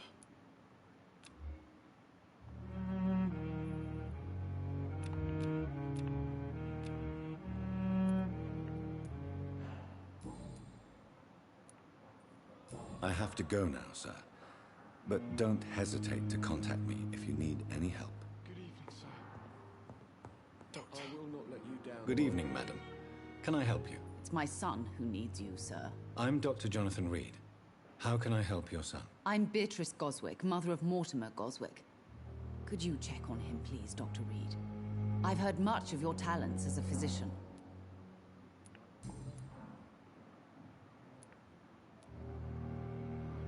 What do you think of your reception here? Any complaints? I have had the uttermost reservations about this hospital since we arrived. But we had no other choice, considering the state of emergency. Is there something in particular that's bothering you? Some of the staff were not especially welcoming. I suspect they're not accustomed to dealing with patients of such social standing. Tell me more about your arrival at the Pembroke Hospital. What gave you such a bad first impression? The ambulance driver was quite rude, for a start. And that nurse, Miss Hawkins, seems to have quite a dubious attitude. What do you mean? She managed to secure a bed for my son despite the epidemic. It was a relief, but it wasn't cheap. Oh. She charged you for a bed? Yes, and I paid without question, considering the urgency of the situation. I share your concern, Mrs. Goswick. Be sure that I'll talk to the people involved. I don't expect compensation, Dr. Reed. But I'm aware such behavior would not be tolerated in other hospitals. Wahr. What can you tell me about yourself, Mrs. Goswick? Not much to say. Just take care of my Mortimer and I'll cover all the expenses. That's all that matters. Are you really that rich? Most of the patients here are of a more humble origin, if I may say so. Yes, thanks to my husband. May he rest in peace. I can cover any needed medical expenses.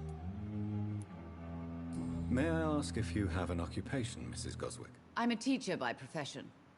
I teach young women who are more ambitious about their futures than their families.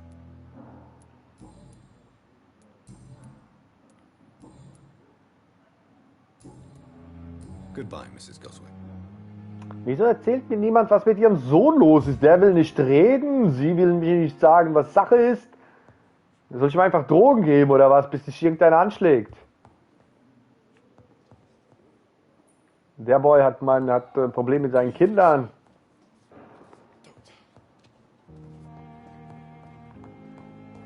Der hat seine OP vermasselt.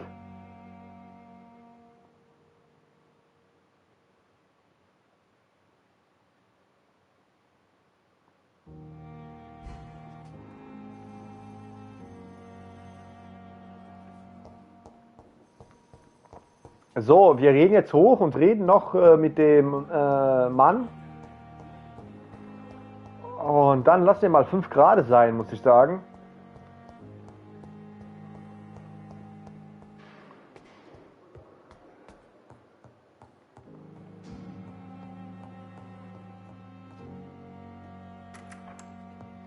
Please, Jonathan, come in. Fascinating, is it not? In the last decade, so many mysteries have been brought to light with our microscopes. The human body, biology's penultimate frontier. The more we explore its boundaries, the less we're able to trace a clear line between life and death. You, my friend, have a foot in both countries. The view must be vertiginous. It's at least as vertiginous as chatting about vampires with you, I would say. This must be all so new to you. This area of town, the hospital, a brand new life. How stimulating it must be. I wish I could share your enthusiasm, Dr. Swansea, but my condition defies scientific categorization. Undead? Unalive?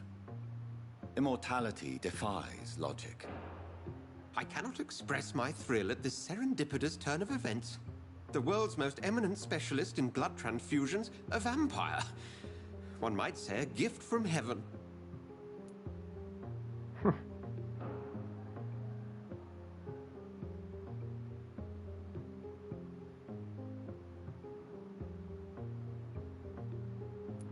Ich finde, Ihre Worte sind tröstlich. Ja, ich finde das gut.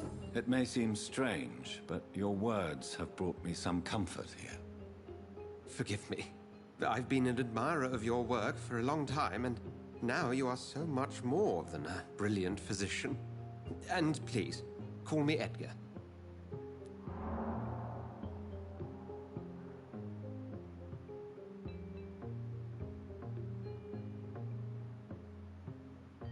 Wir brauchen einander, hä? I'm not some doe-eyed student, Edgar.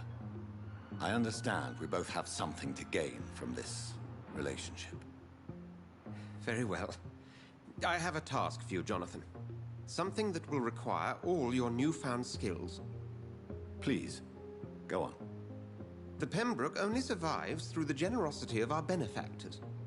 Unfortunately, our main donor has found herself in a bit of a bind. Now, if you could help her out... A spokesman or politician is what you need. That's not my calling. And until I come to understand what has happened to me, I require discretion. Discretion is in order, Jonathan. Lady Ashbury has recently received rather indelicate correspondence that, if revealed, would jeopardize her position. And you would like me to eradicate this threat?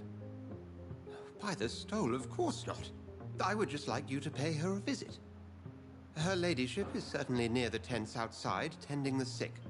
You can't miss her. Look for someone impossibly delicate. Accepted. I'll see what kind of trouble Lady Ashbury is in.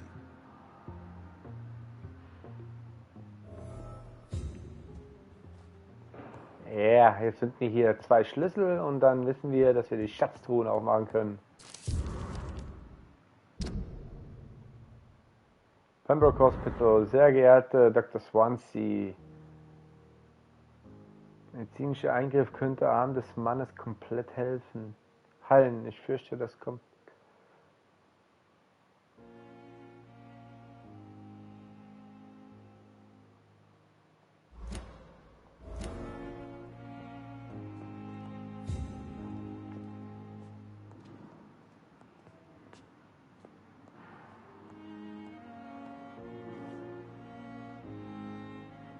Hast du ein Glas Wasser für meine Blume?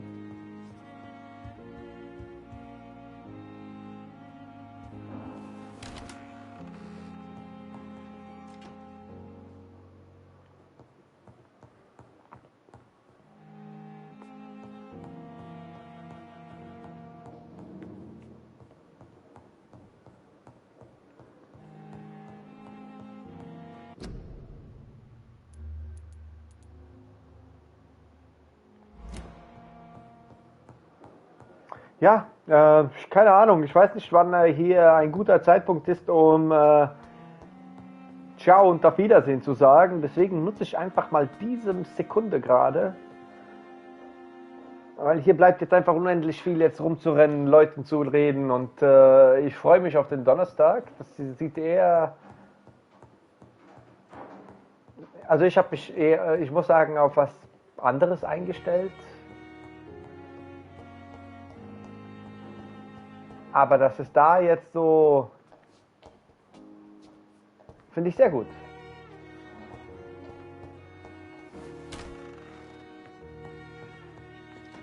Gefällt mir sehr gut bisher. Es wirkt nach einem sehr storylastigen Spiel. Und ja, mit dem Spiel geht es am Donnerstag weiter. Morgen geht es weiter mit Dreams. Freudig, mit Recht.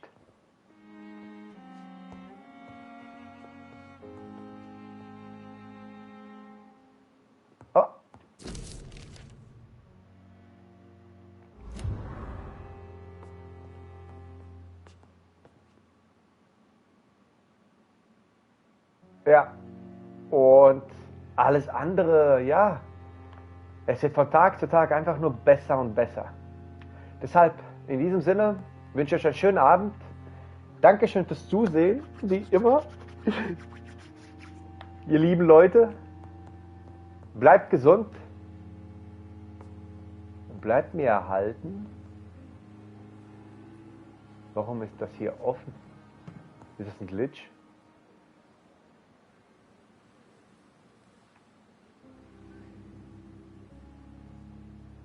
Ja, Chris, das sind die kleinen Dinge im Leben.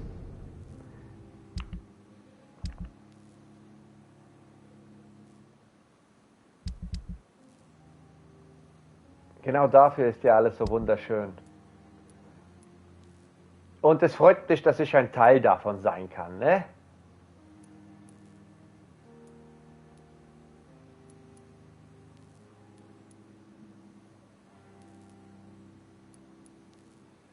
Also, in diesem Sinne, mal schauen, wohin uns das Spiel bringt.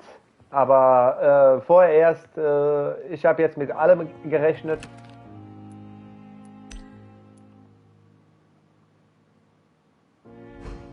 Aber dass es mir jetzt so, dass es mich jetzt so hookt fürs Erste, hätte ich nicht angenommen.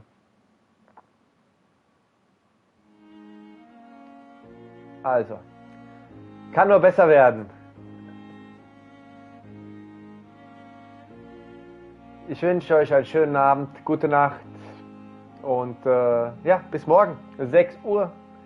Ciao mit Au!